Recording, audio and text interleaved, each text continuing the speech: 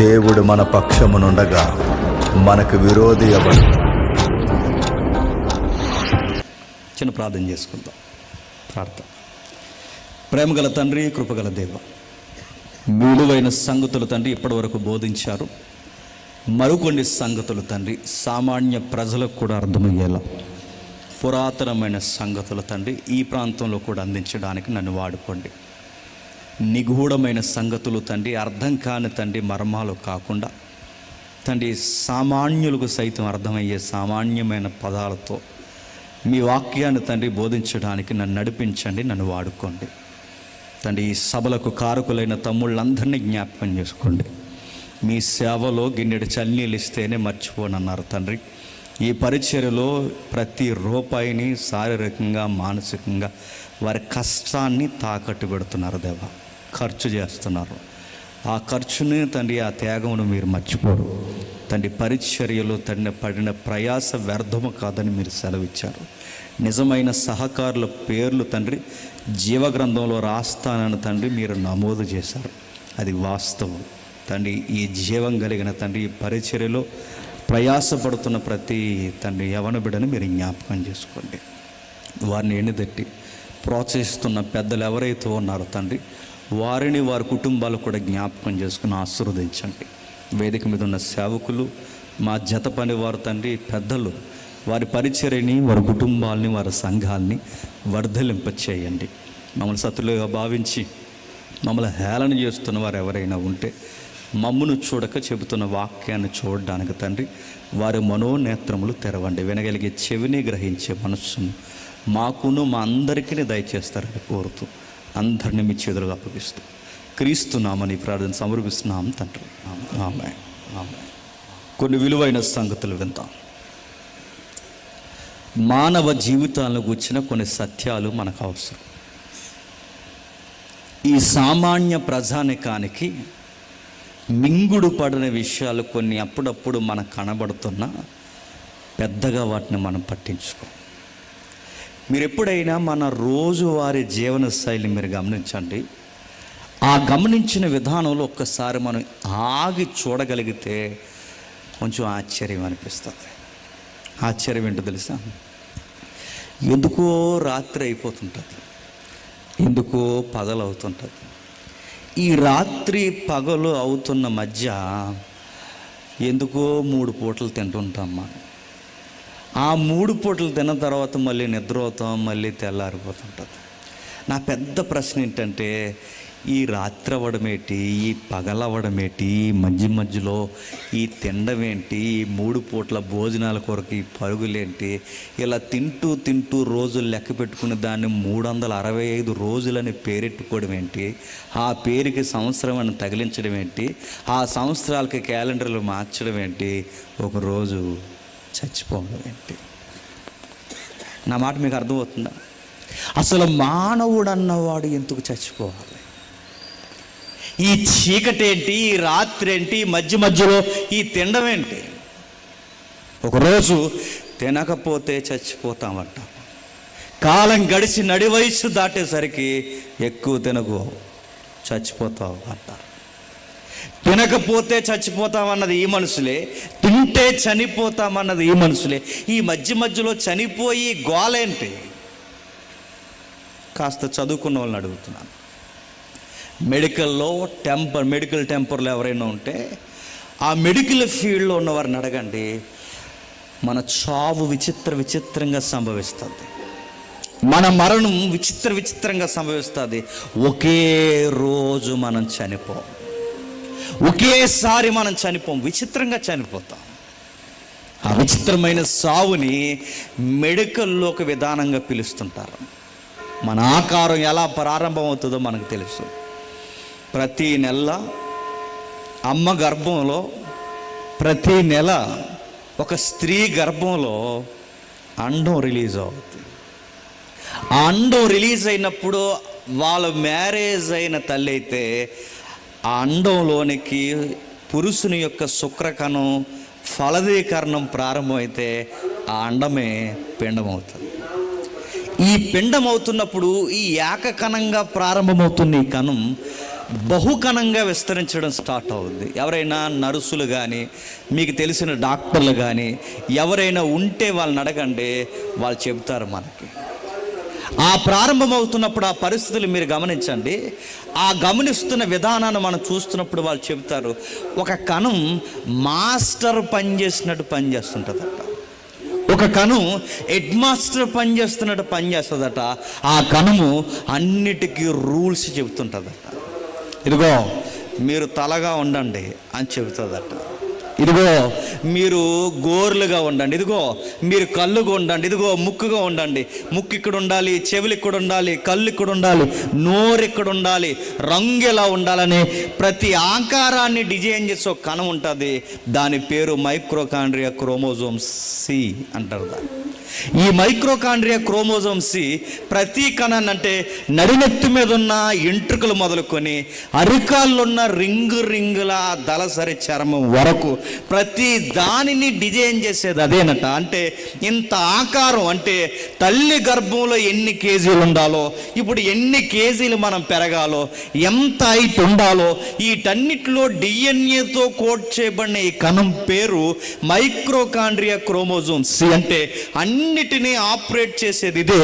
కానీ వింత ఏంటో తెలుసా, 30 ఏళ్ళు దాటిన తర్వాత లేదా నడి వయసు దాటిన తర్వాత ఏ కణమైతే మనల్ని బతికిస్తుందో అదే కణం మనల్ని చంపడం స్టార్ట్ చేస్తుంది. సైన్స్ జుట్టు పీక్కునేది ఏంటో తెలుసా, ఏదైతే ఈరోజు ఇంత ఆకారాన్ని తెచ్చిందో మళ్ళీ అదే కణం మనిషిని చంపడం ఏంటి? ఒకే రోజు చనిపోమంటే ఒకే రోజు కాదు, మెల్లమెల్లగా చంపెద్దది. ఒకప్పుడు నల్ల వెంట్రుకలు ఉంటాయి, ఇప్పుడు అక్కడక్కడ తెల్ల వెంట్రుకలు వస్తున్నాయి. అంటే అయిపోతున్నావు అయ్యా, గుర్తెట్టుకో. ఒకప్పుడు నువ్వు కంచం తిన్నా ఏమయ్యేది కాదు. ఉదయం బిర్యానీ, మధ్యాహ్నం బిర్యానీ, ఏదైనా ఫంక్షన్కి వెళ్తే కవర్లు ఎట్టు, మళ్ళీ సాయంత్రం బిర్యానీ, ఎప్పుడు కావాలంటే అప్పుడు గ్యాప్ లేకుండా బాగుపడేలా తినేవాళ్ళు. ఇప్పుడు డాక్టర్ చెప్పాడు తినకో పోతావు అన్నాడు. ఒకప్పుడు ఏం తిన్నారిగేది, ఇప్పుడు పెరుగన్నం తిన్నారగట్లేదంటే నీ జీర్ణ వ్యవస్థ సస్తుంది. సిమ్టమ్, సైన్ గుర్తుపెట్టుకో. నీ వెంట్రుకలు రంగు మారుతున్నాయి, నీ జీర్ణ వ్యవస్థ పనితీరు మారుతుంది. ఒకప్పుడు ఫోటోలు నువ్వు చూసుకో, ఒక 10 ఏళ్ల క్రితం నీ బర్త్డే ఫోటో చూసుకో, లేదా మీ మెచ్యూర్ ఫంక్షన్, మీ మ్యారేజ్ ఫోటో చూసుకో. ఇప్పుడు ఆ ఫోటో చూసిన తర్వాత అదే ఫోటో తెచ్చి నీ అద్దం పక్కన పెట్టుకుని ఇప్పుడు ఈ ఆకారాన్ని ఈ ఫోటో చూడు. నునుపు తగ్గింది, ఆకారం మారింది. 10 ఏళ్ల క్రితం ఫోటోలో ఉన్నప్పుడు ఇప్పుడు లేవు. ఏమైంది? ఆ కనబడుతున్న పైన నునుపు కణాలన్నీ చేస్తున్నాయి. అప్పుడప్పుడు కొందరు మొక్కలు మీరు గమనించండి, ముక్కులు ముదర మచ్చ రావడం, కళ్ళ కింద మచ్చలు రావడం, ఏదో డాగులు పడినట్టు రావడం. దేనికి డాగులు ఏంటవి? నుదుటి మీద మగాళ్ళకి ఇలా నలుపుగా అయిపోవడం. ఇదంతా దేనికి గుర్తంటే నీ బాడీ చెబుతుంది, రే రెడీ అయిపో, చక్కబెట్టేస్తున్నానని. రెడీ అయిపో, నీ నడినెత్తి చెబుతుంది, నీ ఆకారం చెబుతుంది, నీ కణ వ్యవస్థ చెబుతుంది. ఒకప్పుడు అంత దూరంలో ఉన్నవారు కనబడేవారు, ఇప్పుడు ఎక్కడున్నవాడు కూడా కనబడలేదంటే నీ రెటీనా ఎక్స్పైర్ అయిపోతుంది, గుర్తుపెట్టుకో. ఒకప్పుడు ఏ బరువైనా లేపేవాడివి, చక్కటి కండరాలతో బకెట్ నీళ్ళు లేపగలిగే మనం గ్లాసు కూడా వరికేద్ది ఎలాగ. ఏమైంది? కండరము లూజ్ అయింది. ఇదందరికీ జరుగుద్దంటే అందరికీ జరుగుద్ది. బలమున్నవాడైనా, అందగాడైనా, పేరున్నవాడైనా, పలుకుబడున్న, మోతుబరైన, ఊరు మీద మీసాల మెలేసిన ఏ పెద్ద మనిషి అయినా వంగాల్సిందే, తగ్గాల్సిందే, ఒక రోజు పోడ్చాల్సిందే. ఎందుకు జరగలేదు నా ప్రశ్న అడుగుతున్నాను.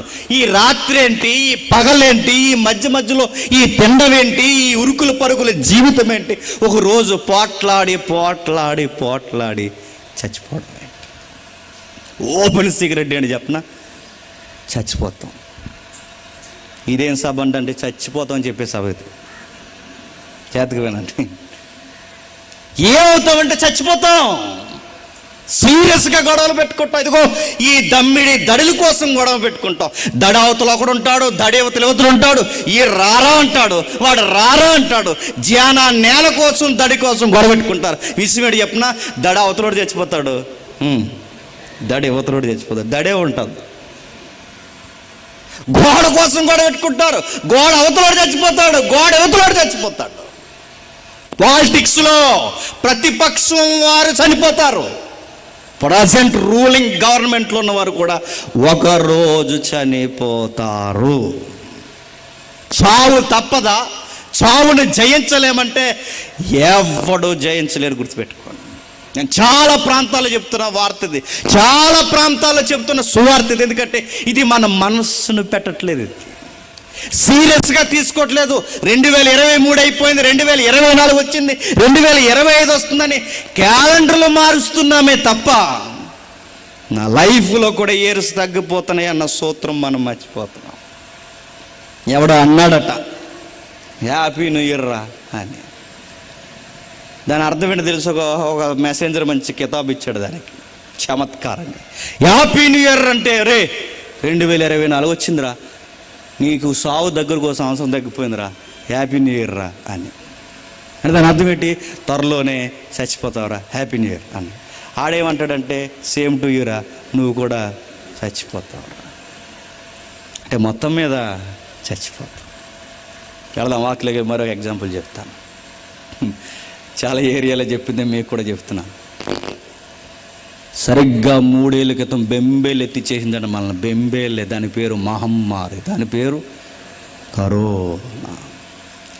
తుమ్మితే భయం, దగ్గుతే భయం, సేకండ్ ఇస్తే భయం. అందుకే ఈ మధ్య సేకండ్ లీడు మానేసి హాయ్ బ్రో అట్లా ఇలా గుద్దాలన్నమాట. ఇలాగే చిటికి నీళ్ళు టచ్ చేయడం, గుద్దులు ఇవ్వడం. ఈరా ఎంత పద్ధతి వచ్చింది ఎట్రా అంటే కరోనా. 6 గంటలకు అన్నం తిని పడుకుంటూ ఎవరు రోడ్డు మీద కనబడిపోయి. లాండ్ ఆర్డర్ ప్రాబ్లం లేదు, బ్రాండీ షాపులు లేవు, సినిమా హాల్ లేవు, పంచాయతీ గొడవలు లేవు. విచిత్రం ఏంటి చెప్పిన, గవర్నమెంట్ హాస్పిటల్లో కొత్త కేసులు లేవు, ఒకటే కేసు కరోనా అంతే. ఇక ఏ కేసులు లేవు, కొత్త రోగాలు లేవు, నేర తీవ్రత లేదు, సినిమాలు లేవు, గొడవలు లేవు, రోడ్డు మీద ఈ పై బట్టలు సిప్పే తిరిగే మూర్ఖులు లేరు, ఎవడో లేడు. సాయంత్రం 6 అయ్యేసరికి సద్దేడు, గుప్పెడు మెతుకులు తినేడు, ఏమన్నా ఉంటే ఏడు నీళ్ళు తాగడం, కాస్త పశువు జల్లుకోడు, ఏమన్నా ఏడు నీళ్ళు కొంచెం రంప చేసినట్టే పీల్చడం, అంతే అమ్మయ్య అయిపోయి. అటువైపు ఏమైనా వచ్చిన ఛాయలు కనబడితే ముగ్గేసాడు, రాట్ల కట్టాడు. విషయం ఏంటో తెలుసా, గడగడలాడించేసింది, కంట్రోల్లో పెట్టింది. నవ్వుకుంటున్నాం కానీ ఈ ప్రపంచం కరోనా దెబ్బకి చావంచుకెళ్ళొచ్చింది. చావంచుకి మళ్ళీ చెప్తున్నాను, చావంచుకెళ్ళొచ్చింది. ప్రపంచ చరిత్రలో ఎప్పటికీ మన తరంలో గుర్తుండిపోయే ఒక భయంకరమైన కాలము కరోనా కాలం. పెళ్ళిళ్ళు ఆగిపోయాయి, ఫంక్షన్లు ఆగిపోయాయి. నలుగురిలో ఒకడెవడైనా తుమ్మినట్టు తెలిసిందో వాడి మీద చట్ట ప్రకారం కేసులు పెట్టే కొత్త ఫీనల్ సెక్షన్స్ వచ్చాయి తెలుసా. సెక్షన్ పొడిగించారు. ఇది నలుగురిలో తుమ్మాడండి, ఎరా బుద్ధి లేదు, అరెస్ట్ చేసి కూర్చోబెట్టిన 4 రోజులు అండి వారు. తుమ్ముల దగ్గర వరకు పంపకండి అండి వారు. ఆడెవడో ఆస్ట్రేలియాలో కేసు కట్టారు. ఆస్ట్రేలియా సమ్ కంట్రీ నాకు గుర్తులేదు కానీ ఓ కేసు కట్టారు. ఆ కేసు ఎందుకు కట్టారు చెప్పిన, ఇలా 4 ఆడియన్స్ ఉన్న దగ్గర ఆడు ఇంకా అడగండి నన్ను బాంబు వేసాడు అంతే. నర్స్ చేయడు, ఎందుకంటే 4 ఉన్నప్పుడు విషవాయు వదలడం. ఇప్పుడు ఆ విషవాయు అందరూ పీలిస్తే అందులో ఆ కణం ఆ కరోనా అనే ఆ వైరస్ వ్యాపిస్తే ఎవడరా పూచి ఈ లోపల వేసేయండి మళ్ళీ తగ్గేవరకు అన్నారు. నిజం. ప్రశాంతంగా తుమ్ముకునే రోజులు కాదు అవి, ప్రశాంతంగా తినే రోజులు కాదు. అందుకే వాట్సాప్లో స్టేటస్లు పెట్టేవారు అప్పుడు తెలుసా, రెస్టారెంట్ల ఫోటోలు, బిర్యానీ ఫోటోలు, ప్రశాంతంగా తుమ్ముకున్న ఫోటోలు, హగ్గింగ్ ఫోటోలు, సెకండ్ ఫోటోలు, ఇవన్నీ ఎందుకంటే అలాంటి కాలం పోయిందని భయపడ్డారు. మళ్ళీ ఆ కాలం రావాలంటే ఏం చేయాలి? Question mark. మళ్ళీ ఆ కాలం రావాలంటే ఏం చేయాలి? ప్రశ్న. మళ్ళీ ఆ కాలం రావాలంటే ఏం చేయాలి? మాస్కులు పోవాలి, మరలా ఊరి మీద తిరగాలి. అలా మేము తిరగాలంటే ఏం చేయాలంటే గవర్నమెంట్ ప్రకటన చేసింది టీకా లాంచ్ అన్నారు. డోసులు పెంచండి, టీకాలు వేయించండి. డోసులు రకరకాల స్టేజ్లు వేసి డోసులు వేయించారు. First dose, second dose, third dose, booster dose, ఆ డోస్, ఈ డోసు, డోసు మీద డోసులు తెగేస్తారు. చాలామంది వేయించుకోవట్లేదని ప్రధానమంత్రులు, ముఖ్యమంత్రులు, క్రీడాకారులు, సెలబ్రిటీలు ఎంచుకున్న ఫోటోలు సోషల్ మీడియాలో పెట్టారు. ఎందుకు? సామాన్యులు భయపెడుతున్నారు. ఇదిగో పెద్దోళ్ళు వేసుకుంటున్నారన్న ఫోటోలు పెట్టండి. ఎందుకు? సామాన్యుల యొక్క థాట్ ఎలా ఉంటుందంటే, ముఖ్యమంత్రి గారు ఎంచుకున్నారంటే ముఖ్యమంత్రి గారికి ఏమన్నా అయితే మేము ఏమైనా పర్లేదు అంటే, ఆయన పోతే మేము పోయినా పర్లేదని ఎంచుకున్నారన్నమాట. జనాలకు ఒక లెక్క ఉంటుందండి, పోతే నేనే పోకూడదు చెప్పండి, పక్కనోడు కూడా పోవాలి. అందుకే పెద్దోళ్ళందరూ ఎంచుకున్నారు. ఎందుకు? వాళ్ళు ఎంచుకుంటే మనం కూడా ఎంచుకుంటాం. అందరికీ భయం వచ్చేసింది. ఎంత భయమో తెలుసా? వచ్చిన ఈ కరోనా ఎఫెక్ట్ కన్నా భయపెట్టే ఎఫెక్ట్ ఎక్కువైపోయింది. టీవీలో ఎలా చూపించేవారండి? జరిగింది ఎంత చూపించేది అంత. టీవీలో ఎలా చూపించారు? వింత వింతగా చూపించేవారు. ఎంత వింతగా తెలుసా? అసలు కరోనా లక్షణాలు లేని లక్షణాలు కూడా ఫేక్ న్యూస్లు ఎక్కువైపోయాయి. కరోనా వచ్చిన కొత్తలో ఎవరికి తెలిసేది కాదు దాని లక్షణాలు ఇలా ఉంటాయని.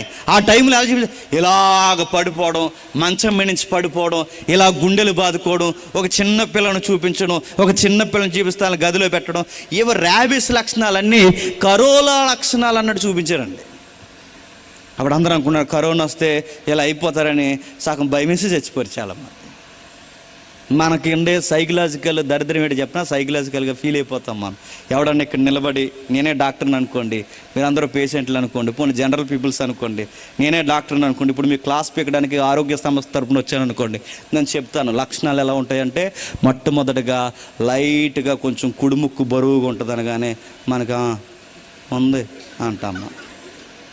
అదో దరిద్రం మనకి. ఏదైనా ఎవడైనా చెప్తే అన్నీ మనకు ఉన్నట్టు ఉంటాయి. ఇదిగో రాత్రులు కొంచెం తిన్నప్పుడు తేనుపులు ఎక్కువ వస్తాయంటే రాత్రి నుంచి వస్తున్నాయి అంటాం. అదొక రకమైన సైకలాజికల్ ఫీలింగ్ అండి మనకి. ఇదిగో రాత్రి మొట్లో తిన్న తర్వాత ఉదయకాలం వేళ కొంచెం లూజ్ మోషన్స్ అవుతాయి. అవును, మూడు అయినాయి అంటాం. నేను అడుగుతున్నాను, అలా చెబుతున్నామని అంటే ఫీల్ అయిపోతాం. ఈ న్యూస్లో చూసి చాలామంది అవి ఉన్నాయనుకుని భయపడిపోయి చచ్చిపోయారండి. అలాంటి టైంలో ప్రకటన, డోసులు వేయించుకోండి, డోసులు వేయించుకోండి, డోసులు వేయించుకోండి. పబ్లిక్లో గుసగుసలు డోసులు వేసుకుంటే ఏమవుద్దంటే కరోనాని జయిస్తారు, చచ్చిపోరు. డోసులు వేయించుకుంటే కరోనాని జయిస్తారనగానే అప్పుడు పెద్ద క్యూ లైన్ ఉండేది. ఆ లైన్లో నిలబడి రకరకాలుగా వెళ్ళేసరికి టైం అయిపోయేది. టైంలో మనం వెళ్ళలేకపోయాం. అలా టైంలో మోతుబరులు, మీసాల మేలేసిన మోతుబరులు చాలామంది పంచాయతీలో ఉన్న వాళ్ళతో మాట్లాడేసుకుని రికమెండేషన్ చేంజ్ చేసుకుని అడ్డదారిలో వెళ్ళిపోయి రికమెండేషన్ డోసులు ఏం చేసుకునేవారని చాలామంది ఆఫీసర్లు, మోతుబర్లు, ఈ పెద్దలందరూ అక్కడికి వెళ్ళిపోయి ఈ సామాన్య ప్రజలందరూ లైన్లో నిలబడితే వీళ్ళు మాత్రం డోసుల మీద డోసులు ఏం చేసుకుని 3 డోసులు వేసుకుని, బూస్టర్ డోసులు వేసుకుని బయటకు వచ్చి పై బట్టలు నిప్పేసి నేను జయించేస్తాను, మా కరోనా రాదని అందరు జడ్జగా తిరిగి అన్ని డోసులు ఏం చేసుకున్న తర్వాత సావుకోరు చల్లగా గుసగుసలాడుతూ చెప్పారు. ఏమనంటే, రే డోసులు వేయించుకోకపోతే చనిపోతారు అన్నారు కదా, ఇప్పుడు ఒక మరో విషయం ఏంటి చెప్పిన, డోసులు వేయించుకున్నందుకే చచ్చిపోతున్నారంట. మీకు అర్థమైందో లేదు? అంతకుముందు డోసులు వేయించుకోకపోతే చనిపోతారన్నారు. ఇప్పుడు వేయించుకున్న, అది నిజమాబద్ధమో తర్వాత ఈ పుకారైతే జనాల్లోకి వచ్చింది. వేయించుకున్నందుకే చనిపోతారంటే వేయించుకోకపోతే చనిపోతున్నారు, ఇప్పుడు వేయించుకున్నందుకు చనిపోతున్నారు. మొత్తం మీద చచ్చిపోతాం. గుర్తుపెట్టు. ఎక్కడ తిరిగినా తిరిగి మన పరిస్థితి ఎక్కడికి వస్తుందో తెలుసా? చావు దగ్గరికి వస్తుంది. ఏంటి దీని సంగతి ఏంటి? అసలు మానవుడు అన్నవాడు ఈ పుట్టడం ఏంటి? ఈ మానవుడు అన్నవాడు కొన్ని రోజులు బతకడం ఏంటి? ఈ బతుకు తర్వాత ఈ చావు ఏంటి? ఈ చావు గోలేంటి? దీన్ని జయించాలి అంటే దీనికి వేరే మార్గం లేదంటే ఏ మార్గం లేదు. చాలామంది అనుకున్నారు మొలకెత్తిన ఇత్తనాలు తిన చచ్చిపోతారు. అయ్యా గుర్తుపెట్టుకో. శ్వాస మీద ధ్యాసించన్నారు. శ్వాస మీద ధ్యాసించిన శ్వాస ఆగిపోద్ది. మార్నింగ్ వాక్ చేయండి, ఈవినింగ్ వాక్ చేయండి, లైట్ జాగింగ్లు చేయండి, రన్నింగ్లు చేయండి, మెథడ్స్ పాటించండి అంటే నేను అడుగుతున్నాను, వాయిదా పడి ఒక 1 year లేట్ అవ్వచ్చేమో కానీ పక్కా చావు పక్కా గుర్తుపెట్టు. ఇలాంటి మరణం ముందు ప్రతి ఒక్కడు తల దించాల్సిందే, వాల్చాల్సిందే. దీనికి సొల్యూషన్ మనకు దొరకాల్సిందే. ఎక్కడుంది చూద్దాం ఒకసారి, అందరికీ తెలిసింది ఒకసారి చూద్దాం. కీర్తన గ్రంథం 49వ కీర్తన, 49వ కీర్తన, త్వరగా 49వ కీర్తన, 49వ కీర్తన మొదలు వచ్చింది. సర్వజనులారా ఆలకించుడి, సామాన్యులేమి, సామంతులేమి, ధనుకులేమి, దరిద్రులేమి, లోక నివాసులారా మీరందరూ ఏకముగా కూడి చెవియొగ్గుడి. ఆగుదాం. సర్వజనులారంటే అందులో జనాల్లో కేటగిరీ చెప్తున్నాడు చూడండి.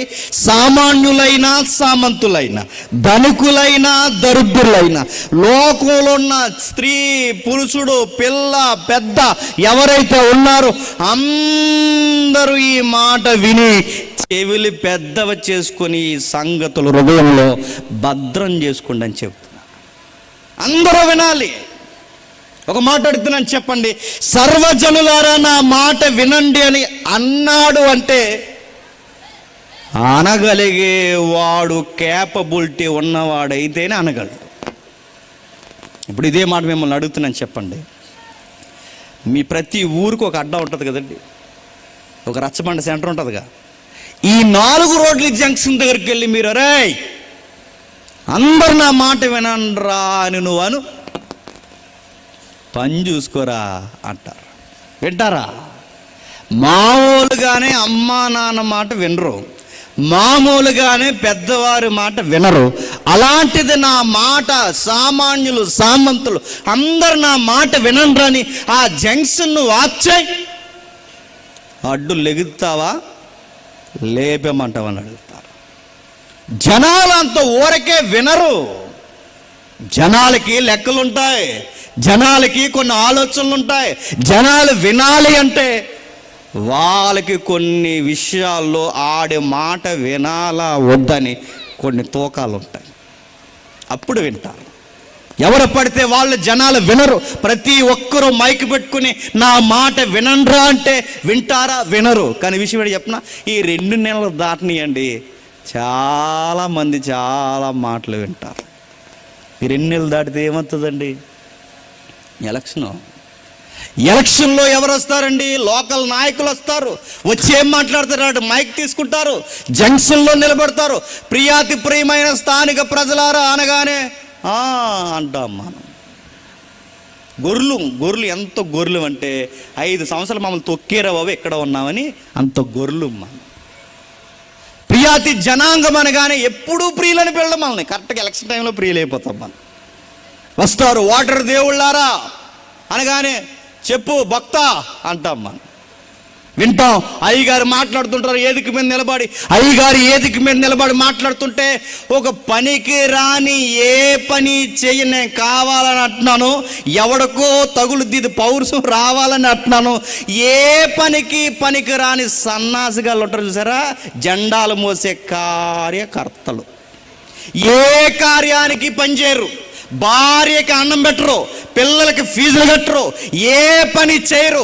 బైకుల్లో పనికి మాలిన యాసాలు వేసుకుంటూ తల్లిదండ్రులకి కలిసి రాకుండా ఖాళీగా తిరిగే గాలిగాళ్ళు ఉంటారు చూసారా, వీళ్ళ కర్తలు. ఈ కర్తలు చుట్టూ నిలబడతారు. అందరు కాదులండోయ్, ఊరు బాగుకోరెవరు ఉంటారు వాళ్ళ జోలికి నెంట్లా.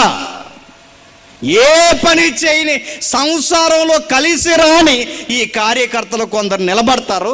ఆ నిలబడిన వారు వెంటనే అయ్యగారికి కొన్ని ప్రిపేర్ అయిపోయి ఉంటారు. ఏమని చెప్పిన అయ్యగారు నిలబడే ప్రియాతి ప్రియమైన వాటర్ దేవుళ్ళారా అనగానే వెంటనే కార్యకర్తలు కొట్టండ్రా అంటారు. అంతే, వాటర్ దేవుళ్ళారా అనగానే కొట్టండ్రా అంటారు. ఆ రోజుల్లో మా నాన్నగారు ఇంకేం చెప్పడు, కొట్టండ్రా అంటారు. అంతే. టపాసులు వేసేస్తారు, బాంబులు వేసేస్తారు, అడావుడి చేసేస్తారు. అయ్యగారు వస్తుంటే సైడ్ ఇవ్వండి అంటారు. ఇంత అడావుడి చేస్తారు. వీళ్ళ అడావుడికే సామాన్య జనం ఆగిపోయి మాట్లాడుతుంటారు. ఫోన్ ఉంది అక్కడ? ఫోన్ ఏమైనా ఉందా? ఈ అడావుడికి మీరు జాగ్రత్తగా గమనించండి. జనాలు, ఆ సామాన్యులందరూ అతని మాట వింటుంటారు. ఏం చెప్తాడండి ఆయన? నేను చాలా మెజారిటీ నాయకులను అడుగుతున్నాను, ఏం చెప్తారండి వాళ్ళు? ఏం చెప్పరు. ఏమంటారు చెప్పిన?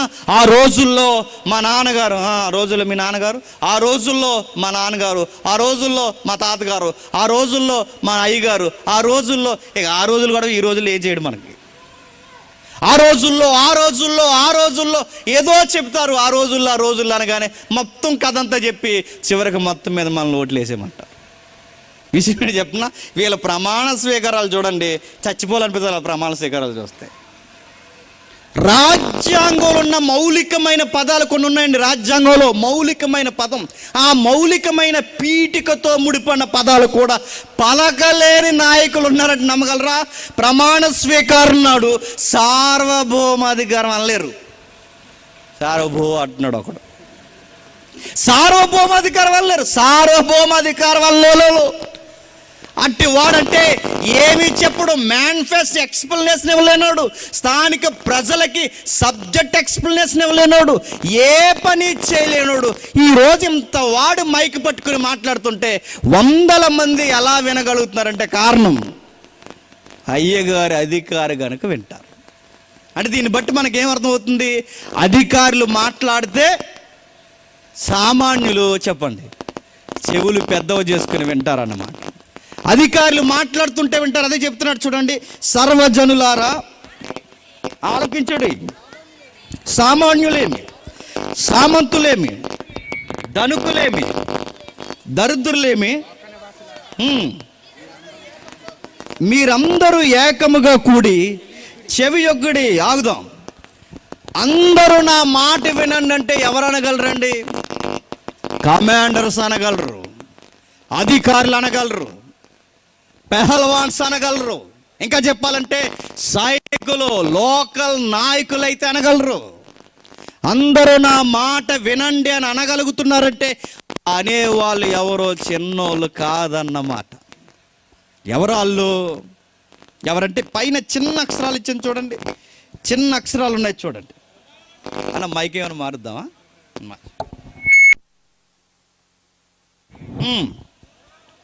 ప్రధాన గాయకునికి కోరహు కుమారుల గీతం. ఇది గీతమే కాదు, ఇది ప్రపంచ భవిష్యత్తు యొక్క తీరుతను రాస్తున్న ఒక భవిష్యత్తు గుణపాఠం. బైబిల్ పాటలు కానీ, బైబిల్ని బేస్ చేసుకుని వచ్చిన అనేకమైన కీర్తనలు మీరు చూడండి, సమాజానికి ఒక ఉపయోగకరమైన కీర్తనలుగా మనకు కనబడతాయి. కానీ గమనించండి, మీరు ఏ కీర్తన చూసినా బైబిల్లో చాలా నిగూఢమైన విషయాలు మనకు కనబడతాయి. నిగూఢమైన విషయాలు. ఈ సౌండ్ కూడా పెట్టండి. వాళ్ళు రాస్తున్నది పాటే కాదు, ప్రపంచానికి ఒక గుణపాఠం రాస్తున్నారు. వాళ్ళు అంటున్నారు, ఇది ప్రధాన గాయకుడు అంటే మెయిన్ సింగర్ ఎవరైతే ఉన్నారో ఆయన ఈ పాట పాడాలి. ఈరోజు పాటలు అలాంటి పాటలు ఉన్నాయండి. ఈరోజు పాటలు ఎలాంటివి చెప్పండి. నేను చెబుతున్నానండి, ఇలా అంటున్నానని ఇబ్బంది పడకండి. యేసు అనే పదం కానీ, క్రీస్తు అనే పదం కానీ లేకపోతే నేను పక్కా చెప్తున్నాను, ఆడు ఏదో లవర్ కోసం పాడుకున్నాడు అనుకుంటామంటే. అలా ఉన్నాయి ఇప్పుడు పాటలు. ఇలా బీచ్లో తిరగడం, అలాగ నడిచి వెళ్ళిపోవడం, కొండల్లో కోనల్లోకి పోయి ఇలాగ అనడం, ఈడెలా పైకి చూడడం. నీకు అంత వైరాగ్యం వచ్చేస్తున్నారా? నువ్వు భక్తి పాట అనుకుంటున్నావా, లేకపోతే అదేం లవర్ సాంగ్ అనుకుంటున్నావా? నేను సీరియస్గా అడుగుతున్నాను, చెప్పండి.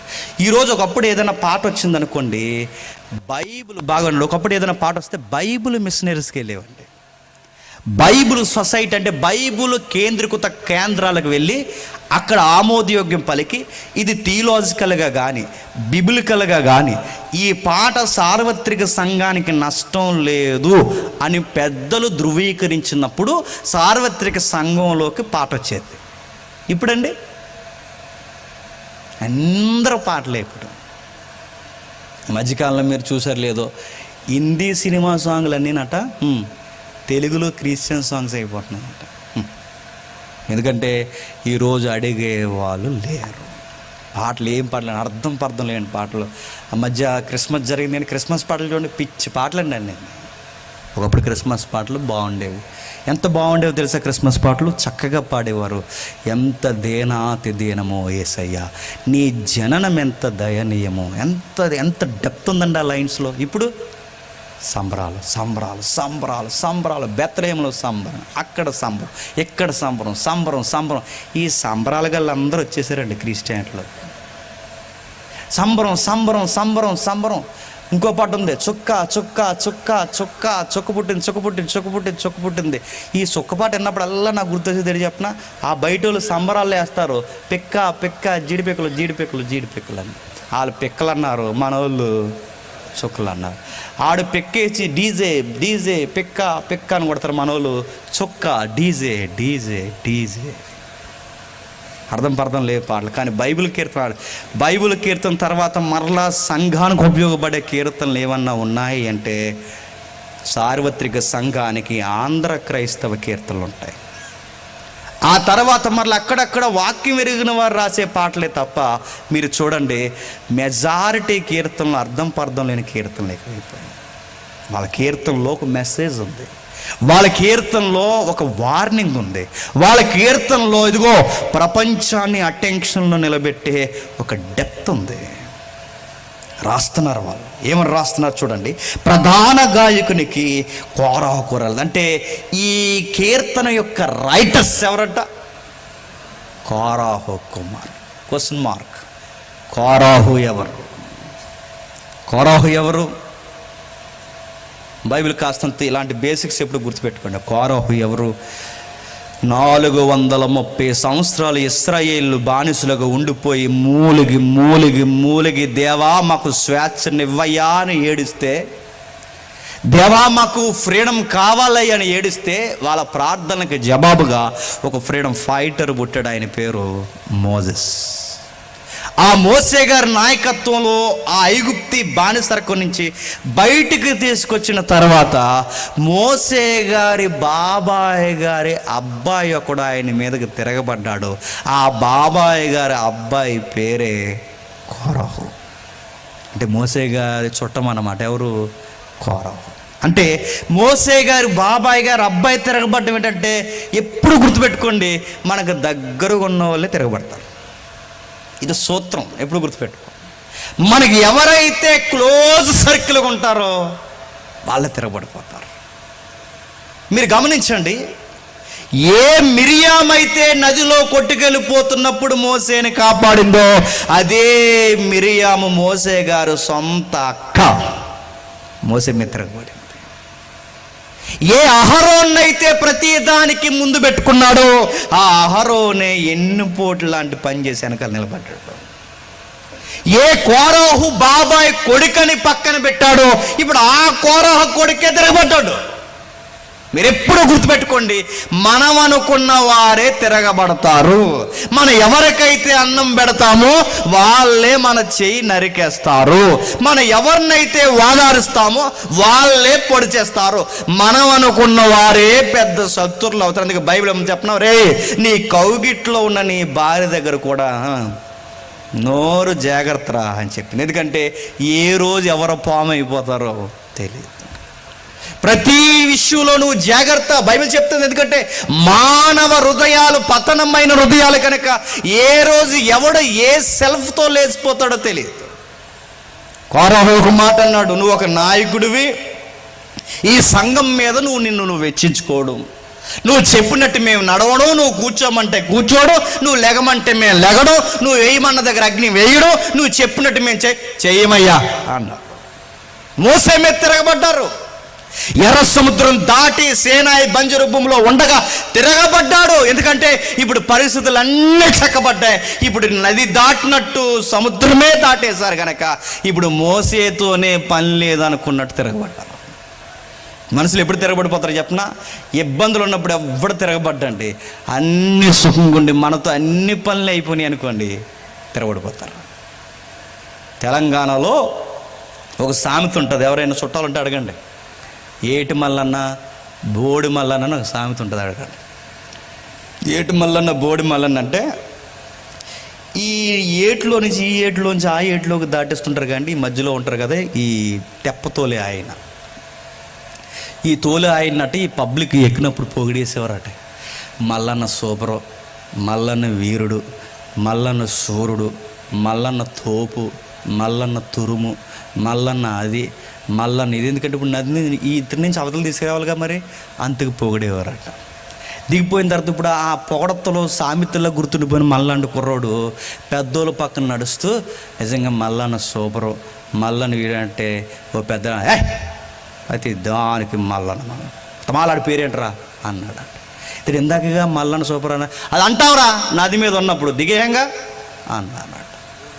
జనాలు వెళ్ళటోళ్ళు చెప్తున్నా, నది మీద ఉన్నప్పుడు మల్లన్న సూపర్ అన్నారు, నది దిగేసాక మల్లన్న ఇంకేమన్నాను అవి ఏడ్చారు బోడి మల్లన్న అన్నారు. అందుకే మన తెలుగులో మన వాడిక భాషలో నది దాటాక ఏం తగలెట్టేస్తారట.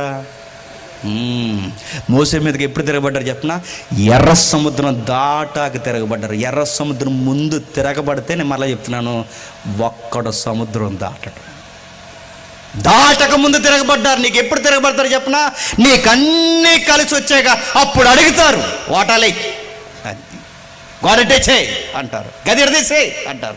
మీ బాత్రూమ్ వేరు మా బాత్రూమ్ వేరు అంటారు. అప్పుడు తిరగబడిపోతారు. గొడవలు ఉన్నప్పుడు ఏమీ లేడు. పచ్చడి మెతుకులు తిన్నప్పుడు ఏ గొడవలు ఉండవు. పచ్చడి మెతుకుల్లో నుంచి పరమన్నాలు తిని బిల్డింగ్లు కట్టుకున్నప్పుడు వచ్చేది గొడవ.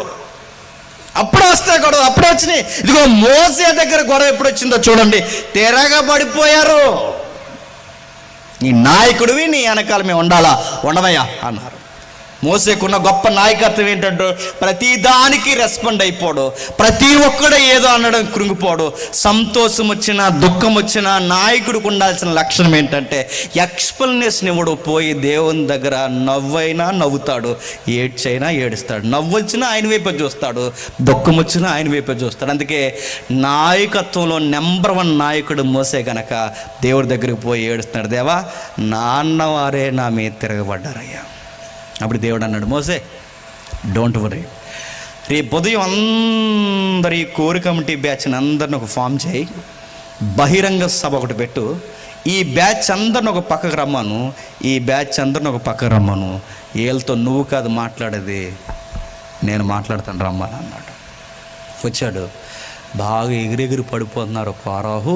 ఆ కోరాహుతో 250 మంది 250 మందిని చూసుకుని ఎగిరిపోతున్నాడండి. ఈ 250 మందితో కలిసి ఎప్పుడైతే తిరగబడుతున్నా దేవుడు అన్నాడు, బాగా సెల్ఫ్ వచ్చేసినారా అన్నాడు. చూశాడు దేవుడు. సెల్ఫ్ అంటే ఏంటి తెలుసా? నేను నాది, నేను నాది. సెల్ఫ్లో నుంచి వచ్చిందే చెప్పండి. ట్రెండ్ నడుస్తుంది ఇప్పుడు సెల్ఫీ. సెల్ఫ్లోంచి వచ్చింది సెల్ఫీ. అందుకే ఇప్పుడు అంట బ్యాక్ కెమెరాల కన్నా ఫ్రంట్ కెమెరాలకే కాస్ట్ ఎక్కువ. అంటే ఏ సెల్ఫ్ నడుస్తుంది ఇప్పుడు. ఒకప్పుడు వెళ్ళి నిలబడండి, కొంచెం నవ్వండి, మెల్ల కొంచెం స్ట్రైట్ పెట్టండి అని ఎవడొకటి తీసుకోవడం మనకు ఫోటో. ట్రెండ్ మారింది. ఈ పక్కన నలుగురు నెట్టుకుని ఈడు చూసేసుకుని ఈడు బాగుంటే చాలు, పక్కన వాళ్ళు ఒంగున్నారా గోక్కుంటున్నారు, ఈడికి అనవసరం, ఈడు చూసుకుంటాడు నొక్కేసుకుంటాడు అంతే. అన్ని చూసి నవ్వేసుకుంటాడు. సెల్ఫ్. ఇలాంటి సెల్ఫ్ అంటే ఇలాంటి దరిద్రపు లక్షణాలు ఆ రోజు కోరాహుకు వచ్చే దేవుడు అన్నాడు, మోసే ఒక్కొక్క సెల్ఫీలు అందరినీ ఫామ్ చేయి అన్నాడు అంతే. దేవుడు పైనుంచి తీయలేదు ఫోటో. చెప్పండి, చదివిన వాళ్ళకి అర్థమవుతుంది. కింద నుంచి తీశాడు. భూమి ఇడిపోయింది. ఒకేసారి 250 మందిని దేవుడు భూమి చేత మింగించేశాడు. కోరాహు 250 మంది చచ్చిపోయారు. అయితే కోరాహు చనిపోయాడు కానీ కోరాహు కొడుకులు మాత్రం చచ్చిపోలేదు. ఎందుకంటే అప్పటికి చిన్న బిడ్డలు, చిన్న పిల్లలు కనుక మన దేవుడు ఎంత మంచివాడంటే ఈ చిన్న పిల్లల్ని కోరాహు చేసిన నేరాన్ని వీళ్ళ మీద మోపలేదు, వదిలేశాడు. ఈ జనాభం అలాగ అభివృద్ధి పొంది పొంది పొంది పొంది ఒక మహారాజు వచ్చే కాలానికి పెద్ద జనాంగం అయిపోయారు. ఆ టైంలో ఈ జాతి ఒక దేశమంత జనాభా అయినట్టు అలా తలుక్కుమని కనబడుతున్న టైంలో ఈ 12 గోత్రాల్లో మిళితమై ఉన్న ఈ జనాంగాన్ని అందరినీ పరిపాలించడానికి ఇశ్రాయేలుకి 2వ రాజు తెర మీదకి వచ్చాడు. ఆ ఇశ్రాయేలులో 2వ రాజు ఎవరు? దావీదు గారు. ఈ దావీదు గారు పరిపాలిస్తున్నప్పుడు దావీదు గారు ప్యాలెస్ మీద తిరుగుతున్నప్పుడు కింద ఒక దృశ్యాన్ని చూశాడు. ఆ దృశ్యాన్ని చూసి చాలా బాధపడిపోయాడు. ఏం చూశాడు? ఏం చూశాడంటే, దేవా, ఎక్కడో గొర్రెలు కాసుకునే నన్ను రాజభవనంలో పెట్టావు, ఎక్కడో అరణ్యంలో తిరిగే నన్ను అంతఃపురంలో పెట్టావు, గొర్రెల వెనకాల చేతికర్ర పట్టుకొని తిరుగుతున్న నా చేతుల్లో రాజదండాన్ని పెట్టావు, సామాన్యుణ్ణైన నన్ను సామంతుని చేసావు, ఎన్నిక లేని నన్ను ఏలికని చేసావు, పాడి జంతువులు మేపే నన్ను ప్రజలను పాలించే రాజును చేసావు. ప్రభువా, సామాన్యుని నన్ను ఎంత పెద్ద భవంతిలో పెట్టి నీ సన్నిధి గుడారమైన మందసం ఎక్కడో కిందుండిపోవడం నాకు నచ్చలేదయ్యా. నువ్వు ఉండే నివాస స్థలం నాకన్నా బాగుండాలి. నేనుండే ఇల్లే ఎంత బాగుంటే నీ సన్నిధికి గుర్తుకున్న ఈ మందిరం నీకు ఇంకా బాగుండాలి, నాకన్నా ఎత్తులో ఉండాలి. అందుకే నీకు ఒక ఇల్లు కడతానన్నాడు, నీకు ఒక మందిరం కడతానన్నాడు. ఆ మందిరం ప్రపంచ రికార్డ్స్లో ఉండిపోవాలి. నీకు ఒక స్వర్ణ దేవాలయం కడతాను ప్రభువా అన్నాడు. ఎందుకంటే నువ్వు నాకన్నా అప్పర్ స్టేజ్లో ఉండాలి, నాకన్నా ఉన్నతమైన స్థితిలో ఉండాలి. నువ్వు ఉండే నివాస స్థలం అనేకులు చూస్తుండగా నీ నామ ఘనత కొరకు ఒక మందిరం కడతాను. ఏమంటా ప్రభు అంటే, దేవుడు అన్నాడు, ఐడియా బాగుంది కానీ నువ్వు కట్టుకో అన్నాడు. ఏ ప్రభు అంటే, నీ చేతులు రక్తము చేత తడిసిపోయిన, నువ్వు కట్టుకో. నీ చేతులు రక్తము చేత తడిసిపోయినా కనుక నువ్వు కట్టొద్దు. నీ ఫీల్ నాకు నచ్చింది, నన్ను గౌరవించే ప్రేమించే విధానం నాకు నచ్చింది కనుక నీకు ఇంకా కొడుకు పుట్టక మునిపే నేను చెబుతున్నాను, నీకు కొడుకు రాబోతున్నాడు. ఆ కొడుకు పేరు సొలొమోను. ఆ సొలొమోను ద్వారా నేను బంగారు దేవాలయాన్ని కట్టిస్తానన్నాడు. అన్నట్టుగానే కట్టించాడు. సొలొమోను చాలా తెలివైనడు. అరేబియా దేశ బంగారాన్ని కానీ, విదేశీల నుంచి బంగారం కానీ, అన్ని దేశాల బంగారాన్ని తెప్పించడానికి రెడీ అయిపోతున్నాడు. ఎలాంటి టైంలో కొడుకు ఇంకా రాకముందే 46 ఎకరాల భూమి కొన్నాడు. ఎవరు? దావీదు గారు. 46 ఎకరాల కబ్జా అయితే ప్రజెంట్ ఇప్పుడు ఎంత ఉందంటే 36 ఎకరాలు ఉంది. ప్రజెంట్ మీరు వార్తల్లో చూస్తున్నారా, TV9లో, NTVలో కొన్ని వార్తలు వస్తున్నాయి చూసారా, TV5లో. ఈ వార్తలు మీరు గమనించట్లేదు, ఇప్పటికీ రగులుతుంది. పాలస్తీనా ఇజ్రాయెల్ గొడవలు చూస్తున్నారా? అది ఏదో పిచ్చి గొడవ అనుకుంటున్నారా? ఆ పాలస్తీనా ఇజ్రాయెల్ గొడవ దేనికి సంబంధించి అంటే, ఒకరోజు మందిరం కడతానని దావీదు అన్నాడుగా, ఆ మందిరం కట్టడానికి 46 ఎకరాల స్థలం కొన్నాడుగా. ఇప్పుడు ఆ 46 ఎకరాల కొరకే 2 దేశాలు కొట్టుకు చచ్చిపోతుంది. అదే TV9లో చూస్తున్నాం మనం. అంటే బైబిల్ ఎంత హిస్టారికల్ బుక్ మీరు గమనించండి. ఆ 46 ఎకరాల కబ్జా గురేస్తే, ఈ ఇస్మాయిల్ ద్వారా కబ్జా గురేస్తే ప్రజెంట్ 36 ఎకరాలు ఉంది. ఎందుకంటే అది సెంటిమెంట్ ల్యాండ్. ఎందుకు సెంటిమెంట్ అంటే, ఆ 46 ఎకరాలు ఎక్కడైతే కొన్నాడో అంతకుముందు అబ్రహాముకి దేవుడు కనబడి బలిపీఠం సిద్ధం చేసింది అదే 46 ఎకరాలు. దావీదు ప్రార్థన చేయకముందు యాకోబుకి దేవదూతలు ఎక్కడం దిగడం కనబడింది అదే 46 ఎకరాలు. సొలొమోను మందిరం కట్టక ముందు దావీదుతో దేవుడు డిస్కషన్ చేసిన ఏరియా అదే. సొలొమోను మందిరం కట్టింది అదే. అందుకే అది సెంటిమెంట్ ల్యాండ్ కనుకే, సున్నితమైన భూభాగం కనుకే ఆ భూభాగం కొరకు 2 దేశాలు కొట్టుకుంటున్నాయి. విషయం పక్కనెడితే మళ్ళీ గతంలోకి వెళతాం. ఈ 46 ఎకరాలు కొన్నాడు. కొడుకు వచ్చే టయానికి అన్నీ రెడీ చేశాడు. ఎందుకంటే నువ్వు కట్టొద్దు, నీ కొడుకుతో కట్టిస్తానని దేవుడు చెప్పాడు కనుక కొడుకు వచ్చే సమయానికి దేవాలయానికి కావాల్సిన మెటీరియల్స్, దేవాలయానికి కావాల్సిన ల్యాండ్, దేవాలయానికి కావలసిన మనుషులు, దేవాలయానికి కావలసిన క్వైర్ టీమ్, మెయిన్ సింగర్స్ అందరినీ రెడీ చేస్తున్నాడు. ఎవరు? దావీదు గారు. నా మాట వినాలి, ఈ కీర్తన అర్థం కావాలంటే. ఎప్పుడైతే వీళ్ళని రెడీ చేస్తున్నాడు, ఎవరెవరిని రెడీ చేశాడంటే, దేవాలయం ఉంటే సరిపోదు, దేవాలయం నడిపించాలంటే ఎవరు ఉండాలి? బయటోళ్ళు పూజారులు అంటారు, బైబిల్లో యాజకులు అంటారు, మన క్రైస్తవంలో కాపర్లు అంటారు, ట్రెండ్లో పాస్టర్లు అంటారు. మొత్తం మీద వాళ్ళందరికీ పెట్టింది పేరు ఒకే ఒక్కటి, మీడియేటర్స్, మధ్యవర్తులు. ఎవరికి మీడియేటర్స్ అంటే దేవునికి మనుషులకి మధ్యవర్తులు. ఈ మధ్యవర్తుల్ని ఎంపిక చేశాడు. క్వాలిఫికేషన్ ఏంటంటే, లేవీలు గోత్రం నుంచి ఎవరైతే ఉన్నారో వీళ్ళందరినీ ఎంపిక చేసి, మీరు యాజక బృందం, మీకు జీతబత్యాలు, నివాస స్థలాలు, మందిరం చుట్టూ, మీ ఆవరణం చుట్టూ ఇదిగో మీ నివాస స్థలాలు జరగాలి, మీ పోషణ ఇంకా ఎక్సెట్రా అన్ని రాయితీలన్నీ ఎక్కడ ఉంటాయి, మీరు ఎక్కడే ఉండాలని వాళ్ళ కొత్త ఉద్యోగం మేళ ఒకటి ప్రకటించాడు ఆ రోజుల్లో దావీదు గారు. అంటే యాజకులకి ఆ రోజు ప్రత్యేక ఉద్యోగాలు అన్నట్టు ఇచ్చాడన్నమాట. నెక్స్ట్ ఇంకెవరు ఇచ్చారు? ఉద్యోగస్తుల కంటే యాజకులు ఉంటే సరిపోదు. ఇందాక వాక్యాలు చెప్పడానికి ముందు పాటలు పాడారుగా, క్వైర్ ఉండాలి. ఇంకెవరు ఉండాలి? గాయకులు. ఈ గాయకులు పాడుతున్నప్పుడు వాళ్ళని కూడా ఎంపిక చేసి, ఇదిగో ప్రధాన గాయకులు, గాయకుల వెనకాల కోరస్ టీం ఎవరైతే ఉన్నారో వీళ్ళందరినీ ఎంపిక చేసి వాళ్ళకు కూడా జీతాలు ఇచ్చాడు. అంటే యాజకులు ఉన్నారు, గాయకులు ఉన్నారు. నెక్స్ట్ ఇన్ని ఎకరాల స్థలం నీట్గా ఉండాలంటే ఎవరు ఉండాలి? క్లీనింగ్ డిపార్ట్మెంట్ ఉండాలి. పరిచారకులను కూడా ఎంపిక చేశాడు. అన్ని డిపార్ట్మెంట్స్ వచ్చేసాయి. ఇప్పుడు దేవాలయం దేంతో కడుతున్నారండి? దేంతో కడుతున్నారు? గోల్డ్, స్వర్ణం. ఇప్పుడు ఈ స్వర్ణంతో కడుతున్న మందిరానికి సెక్యూరిటీ అవసరం. సెక్యూరిటీ ఉండాలందా వద్దంటారు చెప్పండి. గుడంతా బంగారం అయితే సెక్యూరిటీ ఉండాలా వద్దా? ఉండాలి.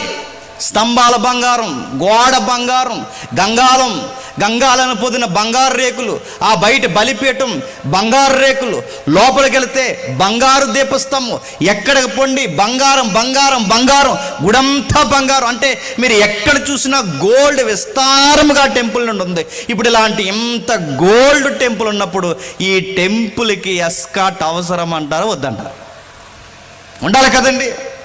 దమ్మిడి బంగారం దాచుకుంటే సీసీ కెమెరాలు పెట్టుకుంటున్నాం మనం. 2 ఎకరాలు ఇల్లు కడితేనే మనం బయట సెక్యూరిటీ పెట్టుకుంటున్నాం.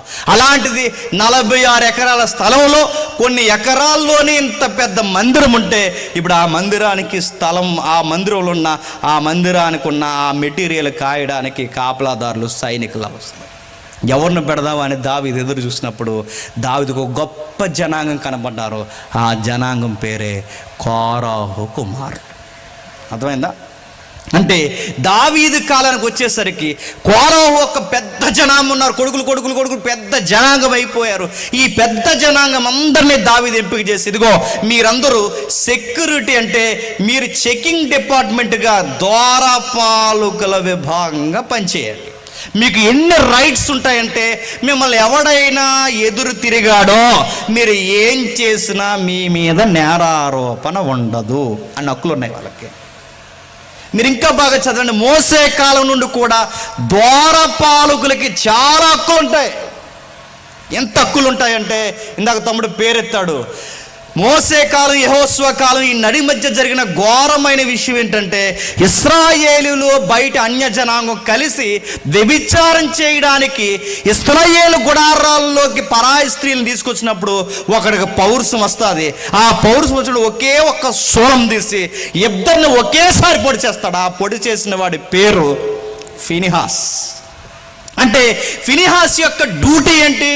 ద్వారపాలకుల విభాగం. అంటే ద్వారపాలకులకి ఎంత హక్కు ఉంటుందంటే వాళ్ళకు అనుమానం వచ్చి చంపేసినా ఎవడు అడగడానికి వీల్లేదు. మోసే అడగడు, మోసే ధర్మశాస్త్రం అడగదు. నరహత్య ఎందుకు చేశాను ఎవరు అడగరు, ఎందుకంటే వాళ్ళకి అంత హక్కు ఉంది. వాళ్ళు చంపేసిన మోసే అడగలేదు, ఆ ఫినిహాస్ చంపేస్తే దేవుడు అడగలేదు. ఎందుకంటే వాళ్ళకి చెడు అన్నది దేవాలయపు ఆవరణంలో దేవుని పరిసర ప్రాంతాల్లో కనబడినట్టు వాళ్ళు గమనించారు.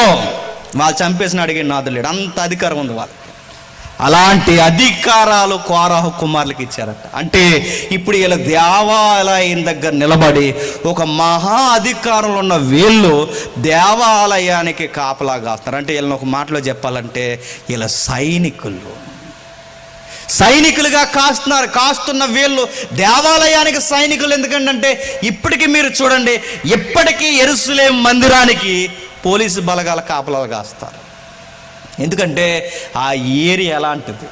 ఆ రోజుల్లో కట్టిన టెంపుల్ బంగారు దేవాలయం అండి. భక్తులు ఎలాంటి వాళ్ళు చెప్పండి? గుళ్ళో బంగారం ఉంటే ఉండేస్తారా? భక్తులు ఉండేవారు. మన భక్తులు ఎలాంటి వాళ్ళు చెప్పినా చర్చికి వచ్చి కొత్త చెప్పులు వేసిపోతారు భక్తులు. అలా ఉంటారు మన భక్తులు. గుడికొచ్చి కొత్త చెప్పులు వేసిపోతారు. మొన్న మధ్య పేపర్లో ఆ నెత్తి మీద పెడతారే శతగోపురం, అది పట్టిపోయారు భక్తులు. భక్తులు ఎలాంటి వాళ్ళు తెలుసా? దేవుడు మంగళసూత్రాలు అట్టిపోతారు, దేవుడి వడ్డాణాలు పట్టిపోతారు, దేవుడు డిబ్బీలు అట్టిపోతారు. దేవుడు రావాలి కానీ చెప్పండి, దేవుడిని అట్టిపోతారు. దావీదుకి ఈ విషయం తెలుసు కనుకే గుడంతా బంగారం, స్తంభాల బంగారం, గుడంతా బంగారం అయితే భక్తులు వచ్చి కుదురింగా ప్రార్థన చేస్తారా? ఎక్కడో మెట్ల దగ్గర స్తంభాల దగ్గర ప్రార్థన చేస్తారు. ఎప్పుడు ఇక్కడే చేస్తున్నాడు ప్రార్థన అంటే రోజుకు మొక్క అడ్డిపోతాడు, ఏదో జేబులు అడ్డిపోతారు. ఎందుకంటే పట్టుకెళ్ళిపోతారు భక్తులు అలాంటి వాళ్ళు తెలుసు కనుక ద్వారపాలకుల విభాగం అని పెట్టాడు. ఎక్కడొద్ది రిఫరెన్స్ ఒకసారి చూస్తారా? చూడండి ఒకసారి. మొదటి దినవృత్తాంతాల గ్రంథం 26వ అధ్యాయం. మొదటి దినవృత్తాంతాల గ్రంథం 26వ అధ్యాయం ఒకే ఒక వచనం ఉంటుంది చూడండి అక్కడ. మొదటి దినవృత్తాంతాల గ్రంథం 26వ అధ్యాయం మొదటి వచనం. ద్వారపాలకుల విభాగమును గూర్చి ఈ అధ్యాయం దేనికి సంబంధించిందంటే, ఇదిగో అక్కడ ఉన్న డోర్ కీపర్స్ ఎవరైతే ఉన్నారో చెకింగ్ డిపార్ట్మెంట్కి సంబంధించిన అధ్యాయం. ఆ అధ్యాయంలో ఎవరు పోషిస్తున్నారు అక్కడ ఉద్యోగ మేళ అంటే, ఆ ఉద్యోగ మేళలో నోటిఫికేషన్ భర్తీ చేయబడిన వారు కింద చెబుతున్నాడు చూడండి.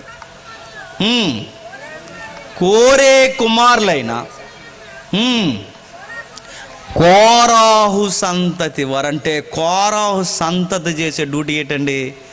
దేవాలయం మెయిన్ డోర్ దగ్గర నిలబడి పబ్లిక్ వస్తూ పోతున్న వారిని చెక్ చేస్తారట. ఈ చెక్ చేస్తున్నప్పుడు ఎవరెవరిని చూస్తున్నారు ఈ బలగాలంటే? సామాన్యులను చూస్తున్నారు, సామంతులను చూస్తున్నారు, ధనికులను చూస్తున్నారు, దరిద్రులను చూస్తున్నారు, లోకంలో ఉన్న ప్రతి వ్యక్తిని గమనిస్తున్నారు. ఈ గమనించి సర్వజనులారా ఆలకించండి, మీ బుర్రకు ఒక విషయం ఎక్కట్లేదు, మేము చెప్పాలనుకుంటున్నామని అటెన్షన్లోనికి పబ్లిక్ని తీసుకొస్తున్నారు. వినండి. డబ్బున్నవాడైనా డబ్బు లేనివాడైనా, కూలోడైనా సామంతుడైనా, ధనికుడైనా దరిద్రుడైనా, స్త్రీ అయినా పురుషుడైనా, లోకంలో ఉన్న ఏ నివాసైనా మా దర్యాప్తులో కొన్ని విషయాలు తేలాయి, ఆ విషయాలు మీ బుర్రలకు ఎక్కాలి అని చెప్తున్నారు. ఏమున్నాయి సార్ మీ దర్యాప్తులు అంటే చెబుతున్నాడు చూడండి కిందికి 5వ వచనం నుండి. నా కొరకు పొంచు వారి దోషకృత్యములను చుట్టుకున్నప్పుడు ఆపత్కాలములలో నేను ఎలా భయపడిన. పబ్లిక్లో ఒక విషయాన్ని గమనించారట. పబ్లిక్ అట దేవునికి భయపడడం మానేశారట.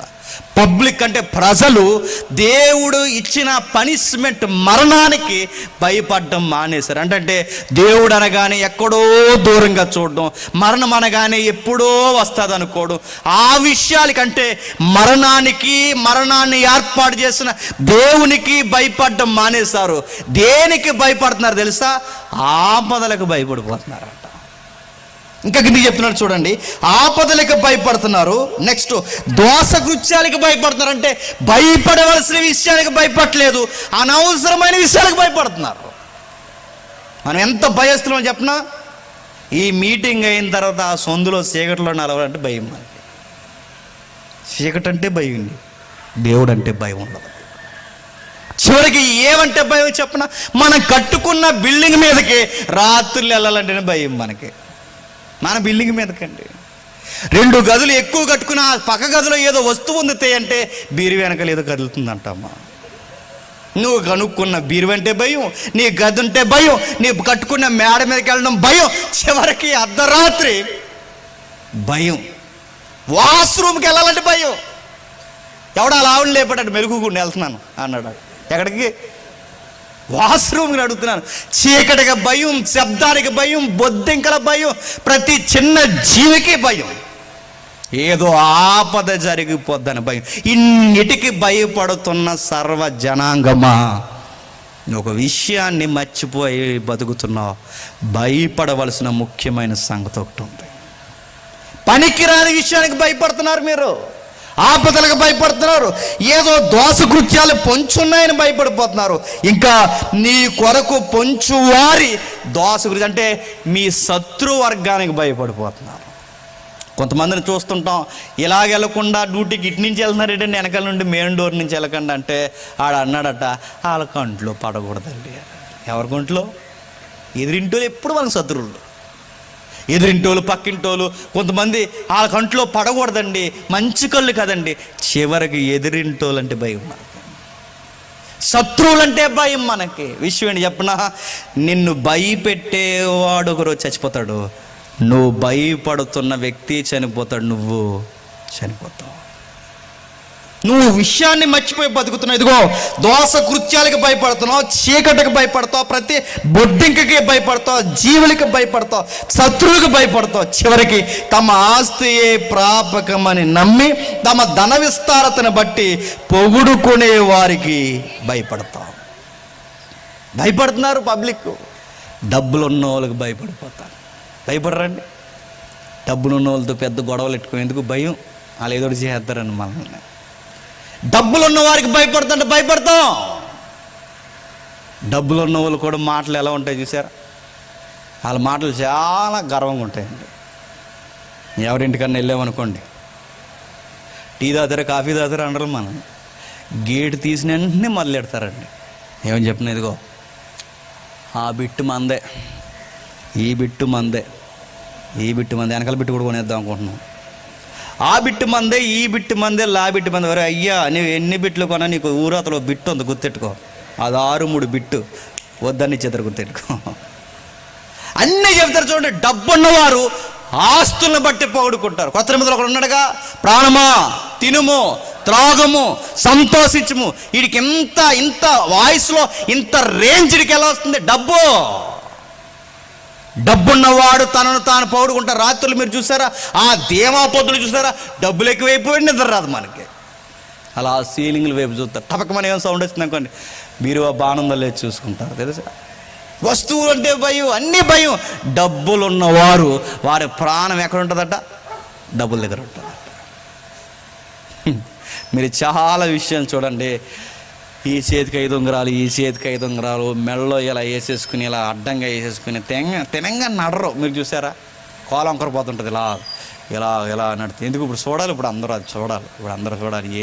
ఏం అవసరం లేకపోయినా ఇలాగ అనడం అంటే ఈ రింగులు చూడాలి ఇప్పుడు మనం. అందుకే ఇలాగ అనడం, ఏం అవసరం లేకపోయినా ఇలా అనడం, ఇవన్నీ ఏంటంటే నీ బిల్డప్లు అంటే ఇప్పుడు నా చూడరా నా సైన్ ఎంత ఉందో అని. డబ్బులు ఉన్నవారు తమను చూపించుకుంటారు. డబ్బులు ఉన్నవారు తమ ఆస్తిని బట్టి పొగుడుకుంటారు. డబ్బులు ఉన్నవారు ఆ బిల్డప్ని బట్టి మాట్లాడుతుంటారు. డబ్బు ఉన్న వాళ్ళు వాళ్ళ మాట తీరు వేరుగా ఉంటుంది. చాలా దిక్కులు చెప్పిందే మీకు కూడా చెప్తున్నాను. ఒకరోజు నేను పెళ్ళిలో ప్రసంగం చెప్తున్నాను. అందరూ చక్కగా కూర్చున్నారండి, ఒక ఆవిడ అసలు కూర్చోట్లేదు.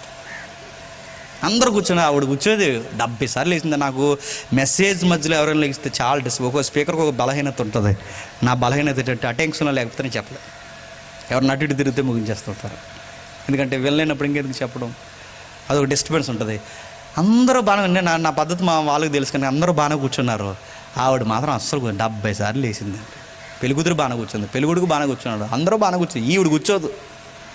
పెళ్ళి అయిన తర్వాత అడిగి, వరే ఏట్రా మీ అత్త అన్నిసార్లు వేసింది ఏట్రా అని అడిగితే, అప్పుడు మా వాడు అన్నారే, మా అత్త కొత్త నక్లీస్ కొందరా అన్నాడు. ఇప్పుడు ఆ నక్లీస్ అందరూ చూడాలంటే చెప్పండి 70 సార్లు వేసింది. డబ్బున్న వాళ్ళట తమ డబ్బే ప్రాణమని బతుకుతారండి. మీరు చూడండి, డబ్బున్నవారు తమ డబ్బుని బట్టి పొగుడుకుంటారు. మనం ఎవరికి భయపడతాం చెప్పిన? డబ్బులు ఉన్నవాడికి కూడా భయపడతాం. శత్రువులకు భయపడుతున్నావు, చీకటికి భయపడతావు, ఆపదకు భయపడతావు, ఎదుటోడు బలవంతుడైతే భయపడతావు, అన్నిటికీ భయపడతావు. కానీ ఒక విషయం, డబ్బులు ఉన్నవాడు చనిపోతాడు, డబ్బులు లేనోడు కూడా చచ్చిపోతాడు. శత్రువు చనిపోతాడు, శత్రుత్వానికి భయపడుతున్నా నువ్వు కూడా చనిపోతావు. మిత్రులు చనిపోతారు, ప్రేమికులు చనిపోతారు, బంధువులు చనిపోతారు, సామాన్యులు చనిపోతారు, సామంతులు చనిపోతారు, అందరూ చనిపోతారు. ఏం చెప్పాలనుకుంటున్నారు? కోరాహు కుమారులు వాళ్ళ దర్యాప్తులో తేలిని ఏ విషయాలు అయ్యో జనాంగమా, మీరు ఏవేవో తూకాలు వేసుకుని బతుకుతున్నారు, కానీ ఒక భయంకరమైన విషయాన్ని మర్చిపోయి బతుకుతున్నారు. ఇంకా ఏం చెప్పాలనుకుంటారు? 10వ వచనం, జ్ఞానులు చనిపోదురన్న సంగతి అతనికి కనబడకుండా పోదు. నేను అడుగుతున్నాను, ఎంత సైంటిస్టులు అయినా చచ్చిపోతారు. నేను అడుగుతున్నాను, ఐజక్ న్యూటన్ ఎలాంటోడండి? చచ్చిపోయాడు. స్టీఫెన్ హాకింగ్ ఎలాంటోడండి? చనిపోయాడు. సాపేక్ష సిద్ధాంతం కనుక్కున్న ఆయన పేరు ఐన్స్టీన్ ఎలాంటోడండి? చనిపోయాడు. ఆయన మెదడుని ఇప్పటికీ మ్యూజియంలో దాస్తున్నారు. ఎంత మేధావని. విశ్వం యొక్క సూత్రాలు కనిపెట్టాడు, విశ్వం యొక్క ద్రవ్యరాశిని కనిపెట్టాడు, విశ్వం యొక్క గ్రావిటీలు కనుక్కున్నారు, విశ్వం యొక్క వైశాల్యాన్ని కొనుక్కునే సూత్రాలు చెప్పారు, విశ్వం డార్క్ మ్యాటర్ ఎలా ఉందో చెప్పారు. ఇంత నాలెడ్జ్ ఉన్న వేళ కూడా మరణం ఎందుకు వస్తుందో చెప్పలేక చచ్చిపోయారు. జ్ఞానులు చనిపోయారు. ఎలక్ట్రికల్ రంగంలో ఒక ఊపు ఊపుతుంది, ఎప్పటికీ ఊపుతుంది. దాని పేరు యాపిల్. యాపిల్ ఫోన్ ఉంటే రాయల్, యాపిల్ ట్యాబ్ ఉంటే రాయల్, యాపిల్ బ్రాండ్ ఉంటే రాయల్టీ. అందుకే మన యాపిల్ ఫోన్ కాకపోయినా యాపిల్ డొక్కు వేసుకుంటాం వెనకాల. యాపిల్ డొక్కు అని. యాపిల్ అంటే సగం కొరికేసిన యాపిల్ అంటే మనకి రాయల్టీ. విషయం ఏంటి చెప్పిన, నిజంగా యాపిల్ ఫోన్ ఇప్పటికీ దాటేది లేదు. బహుశా ఎప్పటికీ ఏ ఫోన్ దాటదని నేను బలంగా నమ్ముతాను. ఎందుకంటే ఆ ఫోన్కున్న అడ్వాన్స్ టెక్నాలజీ ఏ ఫోన్కు ఉండదండి. ఒక సినిమా 3 గంటల సినిమా ఒక ఫోన్తో తీయొచ్చు అంటే మీరు నమ్మగలరా? 3 గంటలు అంటే అంత అడ్వాన్స్ 3D పిక్చర్ రికార్డ్ చేసేస్తుంది అది, అంత అడ్వాన్స్. మీరు శాంసంగ్ అంటారో ఏమంటారో, శాంసంగ్లో చూస్తే సొంతటి దగ్గర మీరు ఎన్నన్నా చెప్పండి, దానికి ఉన్న సెక్యూరిటీ దేనికి ఉంటుంది. మా కేసుల్లో మీ డిపార్ట్మెంట్లో క్రైమ్ బ్రాంచ్లో ఏ ఫోన్ అన్నా ట్యాగల్ చేయగలం, కానీ ఐఫోన్లో ఇన్ఫర్మేషన్ తీయడం చాలా కష్టమైపోతుంది. చాలా కష్టం. ఎందుకంటే అది వన్స్ ఒక్కసారి పడిపోయింది అనుకోండి, దొరుకునోడు బఠానీలు తప్ప దేనికి పనిచేయదండి. అడిగి దాని లాక్స్ ఓపెన్ చేయలేము, దాని సీక్రెట్స్ అది నీటిలో పడిన అది అంతగా ఉంటుంది. అది ఆ ఫోన్ ఎంత తెలివితేటలో ఉండే ప్రపంచం దాని గ్రిప్లో పెట్టుకుందంటే ఆ ఫోన్ కనిపెట్టినోడు ఎంత తెలివైనడు అండి. ఆయన పేరు స్టీవ్ జాబ్. విషయం చెప్పిన చచ్చిపోయాడు. చనిపోయే ముందు ఒక మాట అన్నాడు, ప్రపంచ జ్ఞానాన్ని సవాల్ చేసే ఫోన్ నేను కనిపెట్టాను. పేరు సంపాదించాను, డబ్బు సంపాదించాను, జ్ఞానం సంపాదించాను. రణరంగంలో ఇదిగో ఈ ఎలక్ట్రికల్ రంగంలో ఒక నూతన వరవడి తీసుకొచ్చాను. అన్నీ కనిపెట్టాను, కానీ ఈ మరణం ఎంతకు వచ్చిందో కనిపెట్టలేదు. అన్నీ నాతో ఉన్నాయి, కానీ నా ప్రాణం మాత్రం నాతో ఉండలేదని బెంగతో చనిపోయాడు స్టీవ్ జాబ్. గుర్తుపెట్టుకో, జ్ఞానులు కూడా చనిపోతారంటే చనిపోతారు. ఇంకా ఉన్నారట, మూర్ఖులు పశుప్రాయులు ఏకముగా చచ్చిపోతారు. ఎవరు చచ్చిపోతారండి? మూర్ఖులు. జ్ఞానులు మూర్ఖులు. అడుగుతున్నాను, మూర్ఖులంటే ఎవరు? మూర్ఖులంటే ప్రతి ఊర్లో ఈ బ్యాచ్ ఉంటారు చూసారా, మూర్ఖులు బ్యాచ్ ఉంటారు తెలుసా? మూర్ఖులు అంటే వీడికి ఏం సంబంధం ఉండదండి, ప్రతి దాంట్లోకి దూరేస్తుంటాడు వీడు. మూర్ఖులు ఉంటారు చూసారా, అంటే ఆడిని హీరో అనుకోవాలి. నేను ఏం చేస్తాడంటే వీడి పై బట్టి నిప్పేసి గోన్లా పొట్ట వేసుకొని, ఎంత పొట్ట, ఎందుకంటే ఆ తాగేసి ఎన్ని తాగేసి ఇలా రోడ్లంటే తిరిగి ఏట్రా అంటాడు ప్రతి ఒక్కడిని. ఏదైనా గొడవ ఏట్రా అంటాడు, ఓటు పళ్ళు ఉడిపోదు అంటుంటాడు. ఇవన్నీ చూస్తుంటే అందరికీ భయమే. ఆడితో గొడవ పెట్టుకో, నోట్లో నోరెట్టడం అదో రకమైన కంపు.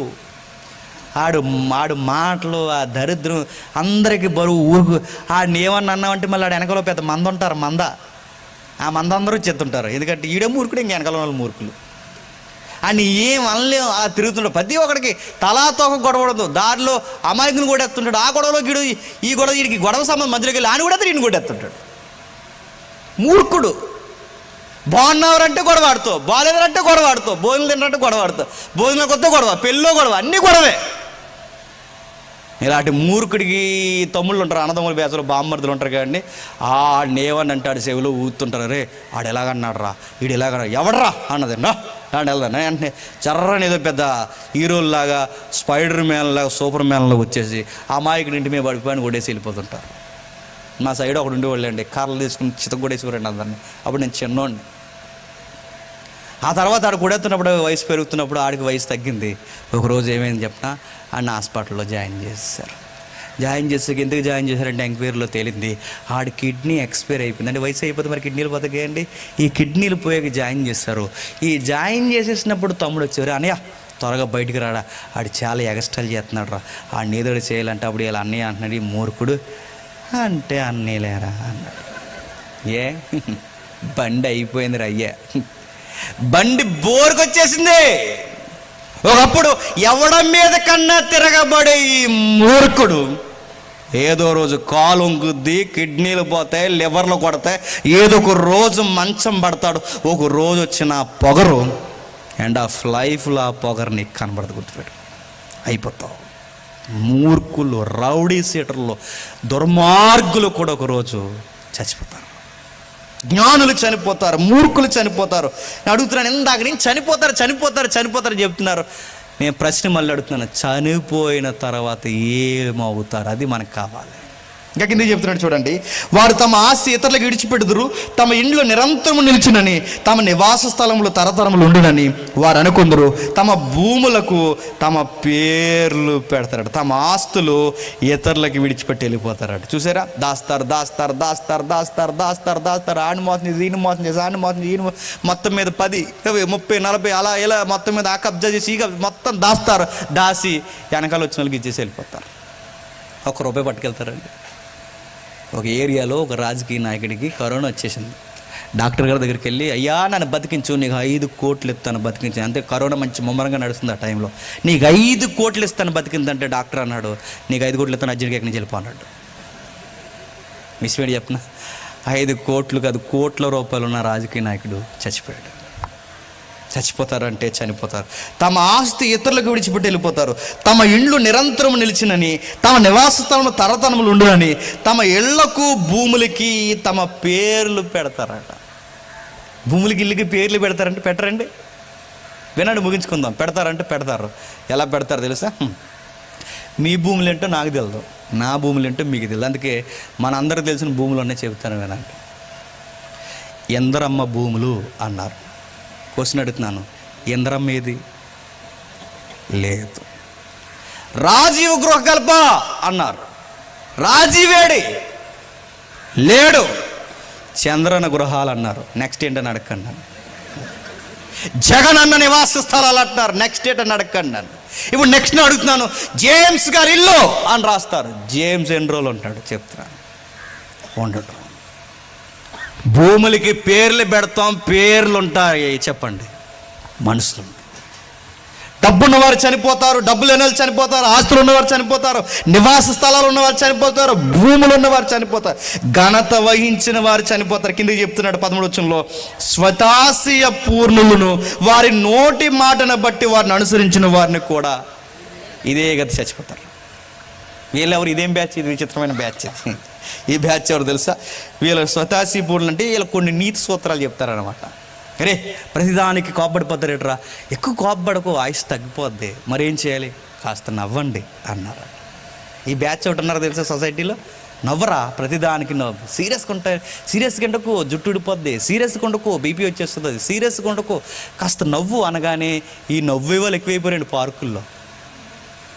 వయసు అయిపోయిన పెద్దవాళ్ళందరికీ సిటీలో పని ఏంటి చెప్పినా, తెల్లవారుజాము 4:30 వచ్చి నవ్వెత్తుంటారండి. 4:30 వచ్చేస్తారు. వచ్చేసి అలాగే 2 వాకింగ్లు చేసి ఇలా చేయి పట్టుకుని ఆహాహా నవ్వెత్తుంటారు. నవ్వు రాకపోయినా నవ్వెత్తారు. ఎందుకు? బతికేద్దామని. ఎంత బాగా నవ్వుతా అంత బాగా బతికేద్దామని. ఒక ఆవిడ్ని బాగా నవ్వించేస్తారు. ఆహా అని ఉండిపోయి తీసుకొస్తారు ఇంటికి. అలా ఉండిపోయింది. గట్టిగా నవ్వేసింది, తీసుకొస్తారు. నవ్వు చచ్చిపోయింది. నవ్వుతే బతికేస్తారా? నవ్వుతే బతుకుతావన్నవాడు చచ్చిపోతాడు. నవ్వునోడు కూడా చెప్పండి, వాళ్ళ మాటలను అనుసరించిన వాళ్ళు కూడా చచ్చిపోతారు. అంటే నవ్వుతే బతికేస్తారు చెప్పండి. ఆ మధ్యకాలంలో సెంట్రల్ మినిస్టర్లు పేర్లు అడగండి, సెంట్రల్ మినిస్టర్ నుండి స్టేట్ గవర్నమెంట్ వరకు కరోనాని ఎదిరించడానికి మేడల మీదకి వచ్చాట, కంచాలు తీసుకున్నట, గ్లాస్ ఒకటి తీసుకుని పో కరోనా అని గట్టి కొడతారట. ఏం పొద్దట? పో అన్నారట. అది ఎలాగ ఇంట్లోకి వచ్చేసింది. నీ సొంగకే వచ్చేసింది అది ఇంట్లోకి. నేను అడుగుతున్నాను, కంచాలు కొడితే పోద్దండి? కొవ్వు తిరిగిచ్చి మౌనం పాటించి పో అన్నారట. దేన్ని? పో అంటే పోద్దా? ఇంట్లోకి వచ్చింది అది. అరిస్తే బతికెత్తావని కంచాలకి గ్లాసులు ఇచ్చి కొడితే ఎవరు చెప్పాడండి అమాయక సూత్రాలని? ఎవరో స్వతాశయ పూర్ణులు ఉంటారు, అవే పెద్ద జ్ఞానం అన్నట్టు చెబుతారు, కానీ వాళ్ళు చచ్చిపోతారు. చెప్పండి, వారు సూత్రాలు అనుసరించిన వాళ్ళు కూడా చచ్చిపోతారు. మొలకెత్తిన ఇత్తనాలు తినండి, మొలకెత్తిన ఇత్తనాలు తినండి, మొలకెత్తిన ఇత్తనాలు తినండి, కాస్త గడ్డి పసరగా కొంచెం చారులా కాసుకొని తినండి అన్నారట. విషయం ఏంటి చెప్పిన? మొలకెత్తిన ఇత్తనాలు తిన్నంతగా గ్యాస్ ఎక్కువైపోయి చచ్చిపోయాడు తెలుసా? గ్యాస్ ఎక్కువైపోయిన గుడ్డు స్ట్రోక్ వచ్చేది తెలుసా? విత్తనాలు తింటే బతికెత్తావు అని అడుగుతున్నాను. గడ్డి విత్తనాలు తింటే బతికెత్తామంటే గేదె ఎన్ని రోజులు బతుకుతున్నారు అయ్యా? నిన్ను అడుగుతున్నాను నేను. ఆ 2 రోజులు బతుకుతుంది. మేకలు ఎంతకాలం బతుకుతున్నాయి? ఒక ఈరు అటు ఇటులో ఉండొచ్చేమో, కానీ గుర్తుపెట్టుకోండి, ఆహారాన్ని బట్టి మాత్రం కొంత స్కేల్ మారొచ్చేమో, కానీ ఆ స్కేల్ వెనకాల మళ్ళీ డెడ్ లైన్ ఏంటో తెలుసా? చచ్చిపోతాం. ముగించేస్తున్నాను. వీళ్ళందరూ చనిపోయిన తర్వాత ఏమవుతారు? జ్ఞానులు, డబ్బున్నవారు, ఘనతున్నవారు, భూములున్నవారు, ఆస్తున్నవారు, పేరున్నవారు, శత్రువులు ఉన్నవారు, మిత్రులు ఉన్నవారు, వీళ్ళందరూ చనిపోయి ఏమవుతారు?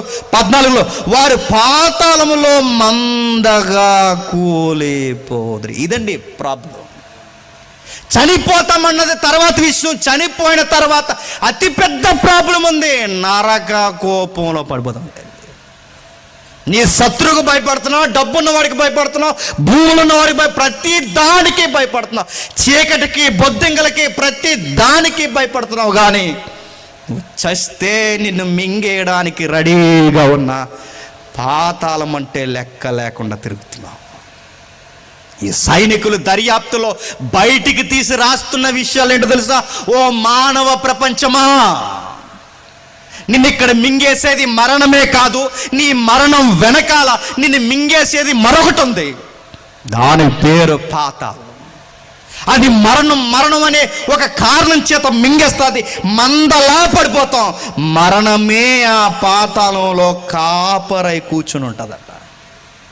అక్కడికి వెళ్ళిన వాడు బయటికి రాలేడు. అక్కడికి వెళ్ళిన వాడు ఎన్ని ఆర్తనాదనాలు చేసినా యేసు ప్రభు కూడా రక్షించటం. యేసు ప్రభు రక్తము పని చేయని స్థలం అది. సిలువకు అర్థం లేని స్థలం అది. ఏ ఘోష, ఏ ప్రార్థన దేవుని సన్నిధికి రాకుండా బిగించేసి ఒక బంధకం అది. దాని పేరు పాతాళం. ఇని పాతాళం నరకం అంటే విని అలవాటైపోయిందేమో. చాలా భయంకరంగా ఉంటుంది అది. ఒక చిన్న చీకట్లో ఒంటరిగా వారం రోజులు నిన్ను కూర్చోబెడితే ఏమవుతుందో తెలుసా? పిచ్చోళం అయిపోతాం. పిచ్చోళ్ళు మాటలని, మూర్ఖుల్ని, మాటలని, దుర్మార్గుల్ని జైల్లో చీకటి గదులను ఉంటాయి. ఆ గదిలో ఎందుకు పెడతా తెలుసా? ఆడి మైండ్ డల్ అయిపోతుంది, నేర ప్రవృత్తి తగ్గిపోద్ది. ఎందుకు చీకటి గదుల్లో సూర్యుడు కనబడకుండా పడేస్తారు? కారణం ఒకటే, అలా పడేయడానికి కారణం వాడు యాక్టివ్గా చేసే నేర ప్రవృత్తి తగ్గిపోద్ది. 6 రోజులు ఒక చీకటి గదిలో ఉంటేనే మనిషి కాకుండా పోతే యుగాలు కట్టిక చీకటి గల బిలం మన కొరకు ఎదురు చూస్తుందట. ఒక్కసారి పోయామో మళ్ళీ బయటికి రాని గుర్తుపెట్టుకోండి. చూస్తున్న నిప్పులు కుప్ప చూస్తేనే భయం మనకి. ఏదన్నా కుంపటి చూస్తేనే భయం మనకు. అలాంటిది భగ మండుతున్న ఆ పాతాళానికి పోతే మళ్ళీ రాము. ఇంకా అందరూ చనిపోతున్నారు. జ్ఞానులు, మూర్ఖులు, దుర్మార్గులు, పశువులు. ఇవన్నీ చావెనకాల ఏం జరుగుతుందంటే, పశువులను పక్కకు తీస్తే మానవాళ్ళందరూ మందగా, మూటగా, దమ్మిగా పోతున్నారట. ఎక్కడికి? పాతాళానికి. అక్కడికి పోకుండా ఉండాలంటే ఏం చేయాలి? శ్వాస మీద ధ్యాస ఉంచితే పోకుండా ఉండరు. అక్కడికి గుర్తుపెట్టుకోండి. ఎవడ అన్నాడట, శ్వాస మీద ధ్యాస ఉంచినా శ్వాస ఆగిపోయి చచ్చిపోతాడు. గుర్తుపెట్టుకోండి. ఎవడైనా చనిపోతాడు. యోగా, ఆసనాలు, శాసనాలు, ఫుడ్ సెక్షన్, ఫుడ్ మెనూ, భూములు ఏమన్నా, ఏం పాటించినా, ఫ్యామిలీ డాక్టర్స్ నా ఎదుగుండా మెయింటైన్ చేసిన, ఫిట్ బాడీ మెయింటైన్ చేసిన, ఎన్ని మెయింటైన్ చేసినా, మనుషుల వెనకాల తిప్పుకున్నా, ఎన్ని చేసినా ఒంటరిగా ఎగిరిపోవాల్సిందే అంతే. ఈ తెల్లారడం ఏంటి, ఈ మధ్యలో తినడం ఏంటి, ఈ తెల్లారి ఈ రోజులు గడిచిన తర్వాత ఒక రోజు చనిపోవడం ఏంటి, ఈ చావు గోల ఏంటంటే భార్యడే కాలం కాదు, నిత్యము బ్రతికే మనిషి పాపం పెట్టరేగాడు గనక దేవుడే మరణం అనే లాక్ వేసేసాడట. ఏ కణమైతే బతికిస్తుందో ఇప్పుడు అదే కణానికి దేవుడు లాక్ చేస్తాడు. నువ్వే పుట్టించు, మళ్ళీ నువ్వే మనిషిని చంపే. ఎందుకు వచ్చింది ఈ మరణం? దీనికి మూలాలు ఉన్నాయి బైబిల్లో. ఎందుకు వచ్చింది ఈ మరణం? పాపం చేయడం వలన వచ్చింది. పాపానికి జీతం ఏంటట? మరణం. పాపం గర్భం దాలిస్తే వచ్చింది ఏంటంట? మరణం. అంటే మరణం అందరికీ సంప్రాప్తం అవడానికి కారణం ఏంటి చెప్పండి? పాపం అందరం చేస్తున్నాం కనుక మనందరికి వచ్చే జీతం మరణం. మరణం వస్తే పర్లేదండి, మరణం తర్వాత మరొక మరణం ఉంది. దాని పేరు రెండవ మరణం. దాని పేరు నరకం. ఈ మరణం తీసుకెళ్ళి ఆ మరణంలో మనల్ని పడేస్తుందట. అక్కడికి పోకూడదంటే ఎలా? రికమెండేషన్లు పనిచేయవు, ఎవ్వరూ పనిచేయరు. నాకు బదులుగా నీకు బదులుగా ఎవ్వరు నిలబడరు. ఎందుకంటే ఈ కీర్తనకారుడు చెబుతున్నాడు, చూడ ముగించుకుందాం 7వ వచనంలో, ఎవడును ఏ విధము చేతను తన సహోదరుణ్ణి విమోచించలేడు. ఎవ్వడు ఏ విధము చేతను తన సహోదరుని, ఎవరు లేరు. నీ బెస్ట్ ఫ్రెండ్ నీ కొరకు ప్రాణం పెడతా కూడా సోది మాటలు చెప్తాడు, ఎవడో ప్రాణం పెట్టాడు, గుర్తుపెట్టుకోండి. నీ ప్రాణ స్నేహితుడు అంటే ఏం ప్రాణ స్నేహితుడు చెప్తున్నాను. ఒకవేళ ఇక్కడ ప్రాణం పెట్టొచ్చేమో కానీ నీకు బదులు పాతాళానికి వెళ్తాడేమో అడుగు. చట్టం ఒప్పుకోదు, గుర్తుపెట్టుకో. నీ ప్రాణ స్నేహితులే కాదు, నీ జీవిత భాగస్వామి కూడా నీకు బదులు శిక్షణ మోయదు, గుర్తుపెట్టుకో. మాస్తారా, కరోనా వచ్చింది, ఎంతమంది జీవిత భాగస్వాములను అడుగుతున్నాను కరోనాని పంచుకోవడానికి రెడీ అయ్యారు చెప్పండి. ఫ్రెండ్స్ దూరం అయిపోయారు, జీవిత భాగస్వామి దూరం అయిపోయింది. నాన్నవారు కరోనా వస్తే భూతాన్ని చూసినట్టు చూసారండి ఒక్కొక్క మనిషిని. అక్కడ కరోనా వస్తే ఇక్కడ ముగ్గేసాడిని గదిలెట్టేసేవారు. ఎందుకు గదిలెట్టేవారు చెప్పనా? బతుకొస్తే చూద్దాం, బతుకు రాకపోతే ఇంకెవడికి అంటుకోకూడదు, అట్నుంచి ఆడి శవాన్ని తీసుకెళ్ళిపో. కుటుంబ సభ్యులు కూడా మనం దూరంగా పెట్టారని మీరు నమ్మగలరా? ఎందుకు? మన నేరాన్ని, మన పాపాన్ని, మన రోగాన్ని, మన మరణ ఛాయలు ఎవ్వరు మీరు గుర్తుపెట్టుకోండి. అందుకే వీళ్ళు చాలా సీరియస్ వార్నింగ్ ఇస్తున్నారు ఈ సాంగ్లో. ఎవ్వడును ఏ విధము చేతను తన సహోదరుని విమోచింపలేడు. వాడు కుళ్ళు అంటే కుళ్ళిపోయే మరణపు గోతులోనికి, దాని వెనక పొంచున్న పాతాళానికి పోకుండా ఒక మనుష్యుడు నిత్యము బ్రతికినట్లు వాని నిమిత్తము దేవుని సన్నిధిని ప్రాయశ్చిత్తం చేయగలవాడు ఎవడును లేడు. అంటే ఈ మరణం ఎందుకు వస్తుందన్న ప్రశ్నకి ఆ మరణం రాకుండా ఉండాలన్న జవాబుకు ఒక సూత్రం ఉందట. ఈ మరణం పెట్టింది ఒక ఆయన ఉన్నాడు, ఆయన పేరు దేవుడు. ఆ మరణం మానవాళి మీద ఏలుబాటు చేయకుండా ఉండాలి అంటే, ఆ మరణానికి ఏలుబాటు జరగకుండా ఉండాలి అంటే ప్రాయశ్చిత్తం జరగాలట. దేవుని సన్నిధిని ప్రాయశ్చిత్తం అంటే బదులు ఏదో ఇవ్వాలట, క్రయధనం ఏదో కట్టాలట. పోలీస్ స్టేషన్లో దాన్ని సూరిటీ అంటారు, దాన్ని కోర్టులో దాన్ని పూచీకత్తి అంటారు, దాన్ని చట్ట పరిభాషలో బదులు అంటారు, దాన్ని దేవుని చట్టంలో ప్రాయశ్చిత్తం అన్నారు. దాన్ని నీకు బదులుగా అంటే నువ్వు శరీరంతో కుర్చీల్లో అక్కడ కూర్చోవాలన్నా, నేను శరీరంతో ఇక్కడ నిలబడాలన్నా, నీ శరీరానికి బదులుగా మరొక శరీరం హామీ ఇవ్వాలట. ఎవరిస్తారు? నువ్వు ప్రాణాలతో ఉండాలి అంటే నీ ప్రాణానికి, నా ప్రాణానికి బదులుగా మరొక ప్రాణం నిలబడాలట. ఎవరిస్తారు? నీ ఊపిరితో నువ్వు జీవితం గడపాలి అంటే నీ జీవితానికి, నా జీవితానికి బదులుగా మరొక జీవితం అక్కడ నిలబడాలట. ఎవరు నిలబడ్డారు? క్రయధనముగా ఇవ్వాలి అంటే రుణం కట్టాలి. రుణం, ఇదిగో ప్రభువా ఈ దేహానికి నా దేహం తీసుకో, ప్రభువా ఈ ప్రాణానికి నా ప్రాణం తీసుకో, ప్రభువా ఈ జీవితానికి నా జీవితాన్ని తీసుకొని ఈ మానవ పక్షాన నిలబడ్డానికి ఒక మానవుడు కావాలి. మానవులందరికీ రిప్రజెంట్గా ఒక మానవుడు కావాలి. దేవుడికి రిప్రజెంట్గా ఒక దేవుడు కావాలంటే అటువైపు దేవుడై ఉండాలి, ఇటువైపు మానవుడై ఉండాలంటే సంపూర్ణమైన మానవుడు ఉండాలి, సంపూర్ణమైన దేవుడు ఉండాలంటే అటు దేవుడికి జవాబు చెప్పాలి అంటే దేవుడై ఉండాలి, ఇటు మానవులకి జవాబు ఉండాలంటే మానవుడై ఉండాలి. ఇటు మానవుడు ఇటు దేవుడు ఉన్న ఒకే ఒక్కడు ఈ ప్రపంచాన్ని కాపాడడానికి వచ్చాడు. ఆయన పేరే నజరేయుడైన యేసుడు. గుర్తుపెట్టుకోండి, ఆయన వచ్చాడు.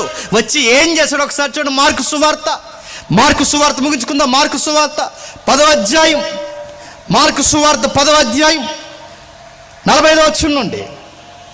మార్కు సువార్త 10వ అధ్యాయం 45వ వచనం నుండి. మనుష్య కుమారుడు పరిచారము చేయించుకోవటకు రాలేదు కానీ పరిచారము చేయుటకును అనేకులకు ప్రతిగా విమోచన క్రయధనం తన ప్రాణము ఇచ్చుటకు ఆయన వచ్చును అనేకులకు విమోచన క్రయధనముగా ఏమి ఇవ్వడానికి వచ్చాడట?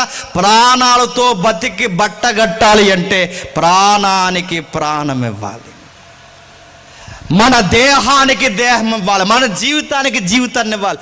ఎవరున్నారు? ఒకే ఒక్క మానవుడే, దేవుడే మానవుడిగా దీనుడిగా రావాల్సి వచ్చింది. దైవసుతుడు దైవం ఎలలోనికి సశరీరుడుగా రావాల్సి వచ్చింది. వచ్చిన వాడు రుణం చెల్లించాడు. ప్రభు ఇదిగో నన్ను చూసి వీళ్ళని వదిలే. చాలామంది అడుగుతున్నారు ప్రశ్న, యేసు ప్రభు నమ్ముకుంటే మరణం రాదా అంటే బైబిల్ సూత్రం అర్థమైతే మరణం రాదు, గుర్తుపెట్టుకోండి, కంగారు పడకండి. మరణం రాదంటే రాదు. 2 పదాలు మనకు కనబడితే మొదటి రాకల్లో వచ్చి ఆయన ఏం చేశాడు తెలుసా? మన పాపాలు చిట్టాలన్నీ మీదేసుకున్నాడు. 2వ రాకల్లో వచ్చి ఏం చేస్తాడు తెలుసా? ఈ మరణాన్ని పూర్తిగా తీసేస్తాడు.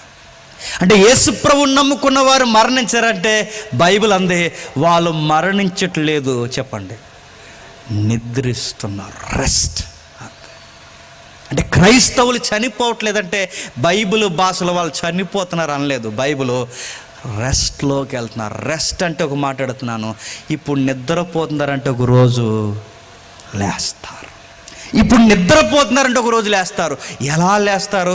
ఒక రోజు ఒక ఆయన వస్తాడు, తమ తమ వరుసల్లో తిరిగి లేపుతాడు. ఏ మరణమైతే ఏదైతే మనం తినేస్తుందో, ఈ మరణం ఎందుకు వస్తుందని ఏదైతే మనం చూసి భయపడిపోయామో, ఒక రోజు ఆ మరణాన్ని పూర్తిగా తీసేయడానికి ఒక ఆయన రాబోతున్నాడు. ఎవ్వడు చేయలేనిది ఆయన చేశాడు, ఇక పూర్తిగా నెరవేర్చడానికి రాబోతున్నాడు. ఆ రోజు ఒక స్లోగన్ పాడతారు, ఆ రోజు ఒక స్లోగన్ చెబుతారు, ఆ రోజు ఒక పౌరుష గీతం ఎత్తి పాడతారు. ఆ గీతంలో ఉన్న లైన్స్ ఏంటి తెలుసా? మరణమా నీ ముల్లెక్కడ, పాపమా నీ ముల్లెక్కడ, నీ విజయం ఎక్కడ, మరణపు ముళ్ళు పాపం. ఆ రోజు ఈ విశ్వాసులందరూ మరణానికి ఎదురు నిలబడి దాన్ని ఎక్కిరించే పాట పాడతారట. ప్రూఫ్ ఏంటి సార్? మేము తిరిగి లెగిస్తామనడానికి ఆధారం ఏంటి సార్ అంటే కొరింథీ పత్రిక ఇలా ఉంది. ఏమని తెలుసు? ఇదిగో ప్రథమ ఫలముగా ఆయన లేచాడు, ఆయన వచ్చినప్పుడు ఆయన యందు నిద్రించిన వారు తిరిగి లేస్తారు. ఇదే మన విట్నెస్, ఇదే మనకు ఆధారం. అంటే ప్రథమ ఫలముగా ఆయన లేచాడు, ఇదిగో ఆధారం. ఒకరోజు ఆయన వస్తాడు, తమ తమ వరుసల్లో తిరిగి లేపుతాడు. ఇదిగో మరణాన్ని నువ్వు భయపడుతున్నది చీకటి కాదు, మనుషులకు కాదు, ఆస్తులకు కాదు, మూర్ఖులకు కాదు, జ్ఞానులకు కాదు. నువ్వు భయపడవలసినది శరీరాన్ని ఆత్మని మిక్కిలి నశింపచేయగల దేవునికి భయపడు.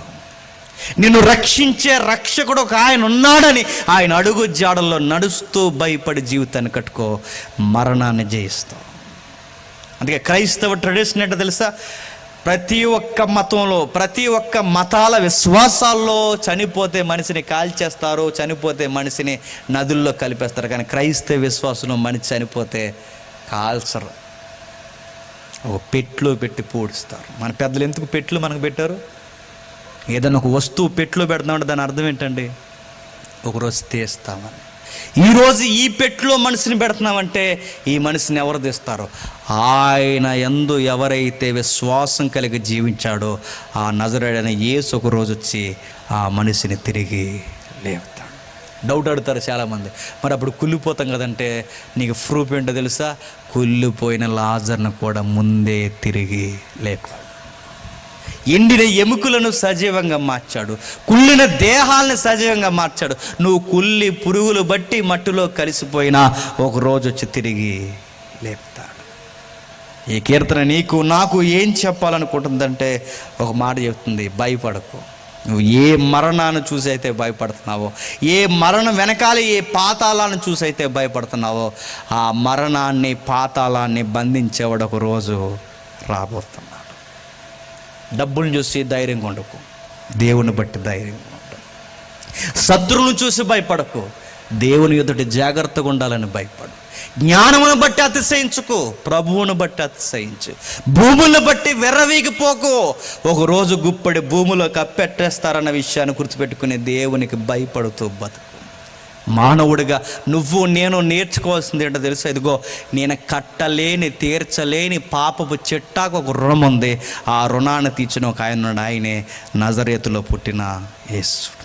ఆయన నమ్మితే ఏం చేస్తాడు? ఉచితముగా నిత్య జీవించేస్తాడు. అంతే, ఉచితముగా. నీ నీతి క్రియలను బట్టో నువ్వు చేసి ఏదో ఘనకార్యాలను బట్టో రక్షణ రాదు, కానీ ఉచితముగా రక్షణ వస్తుంది. రక్షణ వచ్చిన తర్వాత నేను నీతిగా బతికి నీతి క్రియలు చేయమన్నాడు. ఇది చేయి, నీ దేవుడు నిన్ను మరింత నిత్యత్వంలో కూర్చోబెడతాడు. నీ దేవుడు నిన్ను తీసుకెళ్ళి ఇదిగో నువ్వు ఊహించని ఒక ఉన్నతమైన జీవితాన్ని ఇస్తాడు. మందలా పాతాళంలో పడిపోయే మనల్ని తీసుకెళ్ళి ఉన్నతమైన బంగారు రోడ్లతో వెలసెలుతున్న నిత్య జీవంలో పెడతాడు. అది ఎంత రుణం అంటే, వారి ప్రాణ విమోచన ధనం బహు గొప్పది, అది ఎన్నటికీ తీరక అట్లా ఉండాల్సిందే. ఆ రుణాన్ని మనం ఏమిచ్చి కట్టలేము. ఆ రుణాన్ని ఏది ఇచ్చినా మనం తీర్చలేం. ఎందుకంటే ఆయన ప్రాణానికి మనం విలువ కట్టలేం. మన వెనకాల ఎంత ప్రమాదం ఉందో ఆ రోజు ఎవరికి అర్థమైందట? ఈ సైనికులకి. ఎవరికి? కోరాహు కుమారులకి. ద్వారం దగ్గర నిలబడి వస్తూ పోతున్న వాళ్ళందరిని చూసి, అయ్యో ఎంత పెద్ద ప్రమాదం ఉంది, వీళ్ళకి అర్థం అవ్వట్లేదు, ఈ జనాలకి చెప్పాలని ఇలాంటి కీర్తనలు ఎలుగెత్తి రాశారు. ఈ కీర్తనలో అర్థాలు ఉన్నాయి, ఈ కీర్తనలో హెచ్చరికలు ఉన్నాయి, ఈ కీర్తనలో భవిష్యత్తును గురించిన జాగ్రత్త ఉంది. ఈరోజు మనం విన్నాం, మనందరికీ ఒక హెచ్చరిక. డబ్బులున్నా డబ్బులు లేకపోయినా, సంపద ఉన్నా సంపద లేకపోయినా, ఆరోగ్యం ఉన్నా ఆరోగ్యం లేకపోయినా, వస్తువులున్నా వస్తువులు లేకపోయినా, ఒకరోజు కన్ను మూస్తే నా ప్రాణము నా ఆత్మ దేవుని ఎదుట నిలబడాలి, ధైర్యంగా నిలబడాలి. మందలా పాతాళంలో పడిపోకుండా నిత్యత్వానికి చిహ్నమైన పరదేశులో ఆ పరిశుద్ధుల గుంపులో నేను నిలబడాలి అంటే ప్రభువు అయిన యేసుక్రీస్తు అడుగు జాడల్లో నడవాలి. నేను ఇక్కడ అడుగుతున్నాను, ఈ రోజుకి మీరు ఎవరైనా బాప్టిజాలు తీసుకోకుండా ఉంటే నేను మరలా చెప్తున్నాను, బహుశా ఇది మీకు హెచ్చరిక మెసేజ్ ఏమో, జాగ్రత్త. ఎందుకంటే ఏ రోజు మరణం వస్తుందో తెలియదు. రోడ్డు మీదకి వెళ్తే ఇంటికి వస్తారో లేదో గ్యారంటీ లేదు. ఒక హోటల్కి వెళ్ళి తింటే ఆ ఫుడ్ వల్ల ఏమవుతుందో గ్యారంటీ లేదు. బయటికి వెళ్ళి తిరిగి వస్తే ఏమవుతుందో, ఈరోజు చలి జ్వరాలు వచ్చేవి రకరకాలుగా ఎలా అయిపోయింది లేదు. అడుగడుగున ప్రమాదం ఉంది. మేము చిన్నోళ్ళు మాకేంటి అనుకోకండి, 19 ఏళ్ళకే గుండెపోట్లు వస్తున్నాయి, గుర్తుపెట్టుకోండి. చిన్న వయసుకే షుగర్లో బీపీలు వస్తున్నాయి, గుర్తుపెట్టుకోండి. వయసుకు మించి నడుతున్నాను, ప్రమాదాలు రోగాలు వచ్చి మీద పడుతున్నాయి. ఏ రోజు ఎగిరిపోతామో తెలియదు. ఒకవేళ ఈ మెసేజ్ నీకు అర్థమైతే, ఆ పాతాళం నోరు తెరిసి రెడీగా ఉంది, ఆ గుంపులో పడిపోకుండా ఈరోజే నువ్వు రక్షణ పొందాలి అంటే ఈరోజే నీకు మారు మనసు పొందితే నీ స్థానిక దైవజనుడి దగ్గరికి పోయి బాప్టిజం తీసుకో. ఒక సెక్యూరిటీ జోన్లోకి వస్తావు. ఇప్పటికిప్పుడే మరణిస్తే ఏమీ అవదన్న ఒక ధైర్యంతో నిండుగా జీవించాలంటే రక్షకుడిని అంగీకరించు. ఇది లేదండి, అలాగే చెబుతారండి బైబిల్ అలాగే ఉంటాయంటే, దేవుడు ప్రతి ఒక్కరికి ఒక టైం ఇస్తాడండి. ఆ టైం ఏంటి చెప్పనా? చనిపోయే ముందు రోజులు కానీ గంటలు కానీ ఏదో ఒక టైం ఇస్తాడు. ఎప్పుడైనా గమనించండి, వెంటనే చనిపోయే బాడీలో అవి కేసులు వేరు. కొంత టైం ఇస్తాడు. ఆ టైంలో మంచం మీద పడ్డము, ఏదో ఒక మూలన పడ్డము, కొన్ని నిమిషాలు గంటలో టైం ఉంటుంది. ఆ టైంలో ఆ నిమిషాల్లో గిర్రన నీ జీవితం అంతా కలమని తిరుగుతుంది. అప్పుడు అనిపిస్తుంది, అయ్యా నేను చనిపోతున్నాను, ఇప్పుడు ఏం చేయాలి అని. ఒకవేళ ఆ రోజు అవకాశం ఉంటే దేవుడు నిన్ను ఎలా డీల్ చేస్తాడో నాకు తెలియదు, కానీ ఒకవేళ ఆ మెలుకు రాకుండానే చనిపోయావో ఇక మరలా నేను కాపాడే నాదడు ఇంకెవడు లేడు. ఈ వచనం ఎక్కడ వరకు ఆగిపోతే గుర్తుపెట్టుకోండి, పాతాళంలో ఎవడనో ఏ విధముగా నిన్నెవడో కాపాడలేడు. ఇది భూమి మీద వచనం వర్తించదేమో కానీ పాతాళంలో ఖచ్చితంగా వచనం వర్తిస్తుంది. ఎందుకంటే యేసు ప్రభు రక్తము కూడా పనిచేయని స్థలం ఏదైనా ఉందంటే పాతాళం. అక్కడ పోకూడదు దయచేసి. ఈ విషయం మీకు అర్థమైతే ఈరోజు బాప్టిజం పొందండి. ఈ యవనస్తుల యొక్క బలం. ఇంకా ఎవరైతే ఈ సభలో యవనస్తులు పాల్గొన్నారో మీకు మరలా చెప్తున్నాను, ఒక అన్నగా మీరు బాప్టిజాలు తీసుకోండి. ఈ సభలో మీరు ఎంత కష్టపడినా మీ రెక్కల కష్టం ఎన్నికలోకి రాదు, గుర్తుపెట్టుకోండి. మీ పరిచర్య మీకు ఎప్పుడు ఎన్నికలోకి వస్తుందంటే ముందు మీరు బాప్టిజాలు పొందండి. ఎవరైనా ఈ గుంపులో బాప్టిజాలు లేని తమ్ముళ్ళు ఉంటే పరిచర్యలో పాలుబొమ్మలు పొందుతున్న మీరు అందరూ బాప్టిజాలు తీసుకోండి. దేవుడు మిమ్మును మీ కుటుంబాలని దీవించునుగాక. ఆమేన్, ఆమేన్, ఆమేన్. ప్రార్థన. ప్రేమగల తండ్రి, కృపగల దేవుడు, అందరికీ ఈ సంగతులు అర్థమయ్యాయి. ఈ గంటన్నర వ్యవధిలో తండ్రి అమూల్యమైన సంగతులు తండ్రి మొదటి వర్తమానంలో రెండవ వర్తమానంలో మీరు మాట్లాడారు. మీకు స్తుతులు స్తోత్రములు తండ్రి. మీ దయగల హస్తముల చేత ఆదరించండి. మీ దయగల హస్తముల చేత తండ్రి ఈ బిడ్డలను నడిపించండి. ఎవరైనా రక్షణ లేని వారు ఉంటే తండ్రి ఈ ప్రమాదం మాకు పొంచుంది, నీడవలే వెనకాల తిరుగుతుంది దేవా. అది ఏ రోజు అది రోగం రూపంలో వస్తుందో, ప్రమాద రూపంలో వస్తుందో తండ్రి, ఏ శత్రుత్వం రూపంలో వస్తుందో మాకు తెలియదు. అది కారణాలు ఖచ్చితంగా ఎదుక్కుని మా దగ్గరకు వస్తుంది తండ్రి. ఆ మరణపు ఊబిలో మేము పడిపోకుండా ఉండాలి అంటే మీ కుమారుడు మా రక్షకుడు తండ్రి యేసునాథుని ఎదుట తండ్రి మా పాపాలు మేము ఒప్పుకున్న రోజు తండ్రి మేము ధైర్యం అనే గుంపులో మేము నిద్రించగలం తండ్రి. ఎవరిని ఈ మాటలు పెడచెవిని పెడితే వారి ఆత్మలకు వారే ఉత్తరవాదులు తండ్రి. ఈ మాటలు తండ్రి కొందరినైనా మారు మనసు వైపు నడిపిస్తారని కోరుతున్నాం. మా శత్రువులను, మా మిత్రులను తండ్రి, స్థానిక దైవజనులను, విశ్వాసులను అందరినీ తండ్రి, అధ్యక్షుల వారిని, వర్తమానికులు, జతపని వారిని అందరినీ మీ చేతులకు అప్పగిస్తూ క్రీస్తు నామని ప్రార్థన సమర్పిస్తున్నాం తండ్రి. ఆమేన్, ఆమేన్. మన తండ్రి అయిన దేవుని ప్రేమయు, కుమారుడైన యేసుక్రీస్తు వారి యొక్క కృపయు, పరిశుద్ధాత్మ దేవుని యొక్క అన్యోన్య సహవాసం ఇప్పుడు ఎల్లప్పుడు మనందరికీ తోడైండి నడిపించును గాక. ఆమేన్, ఆమేన్.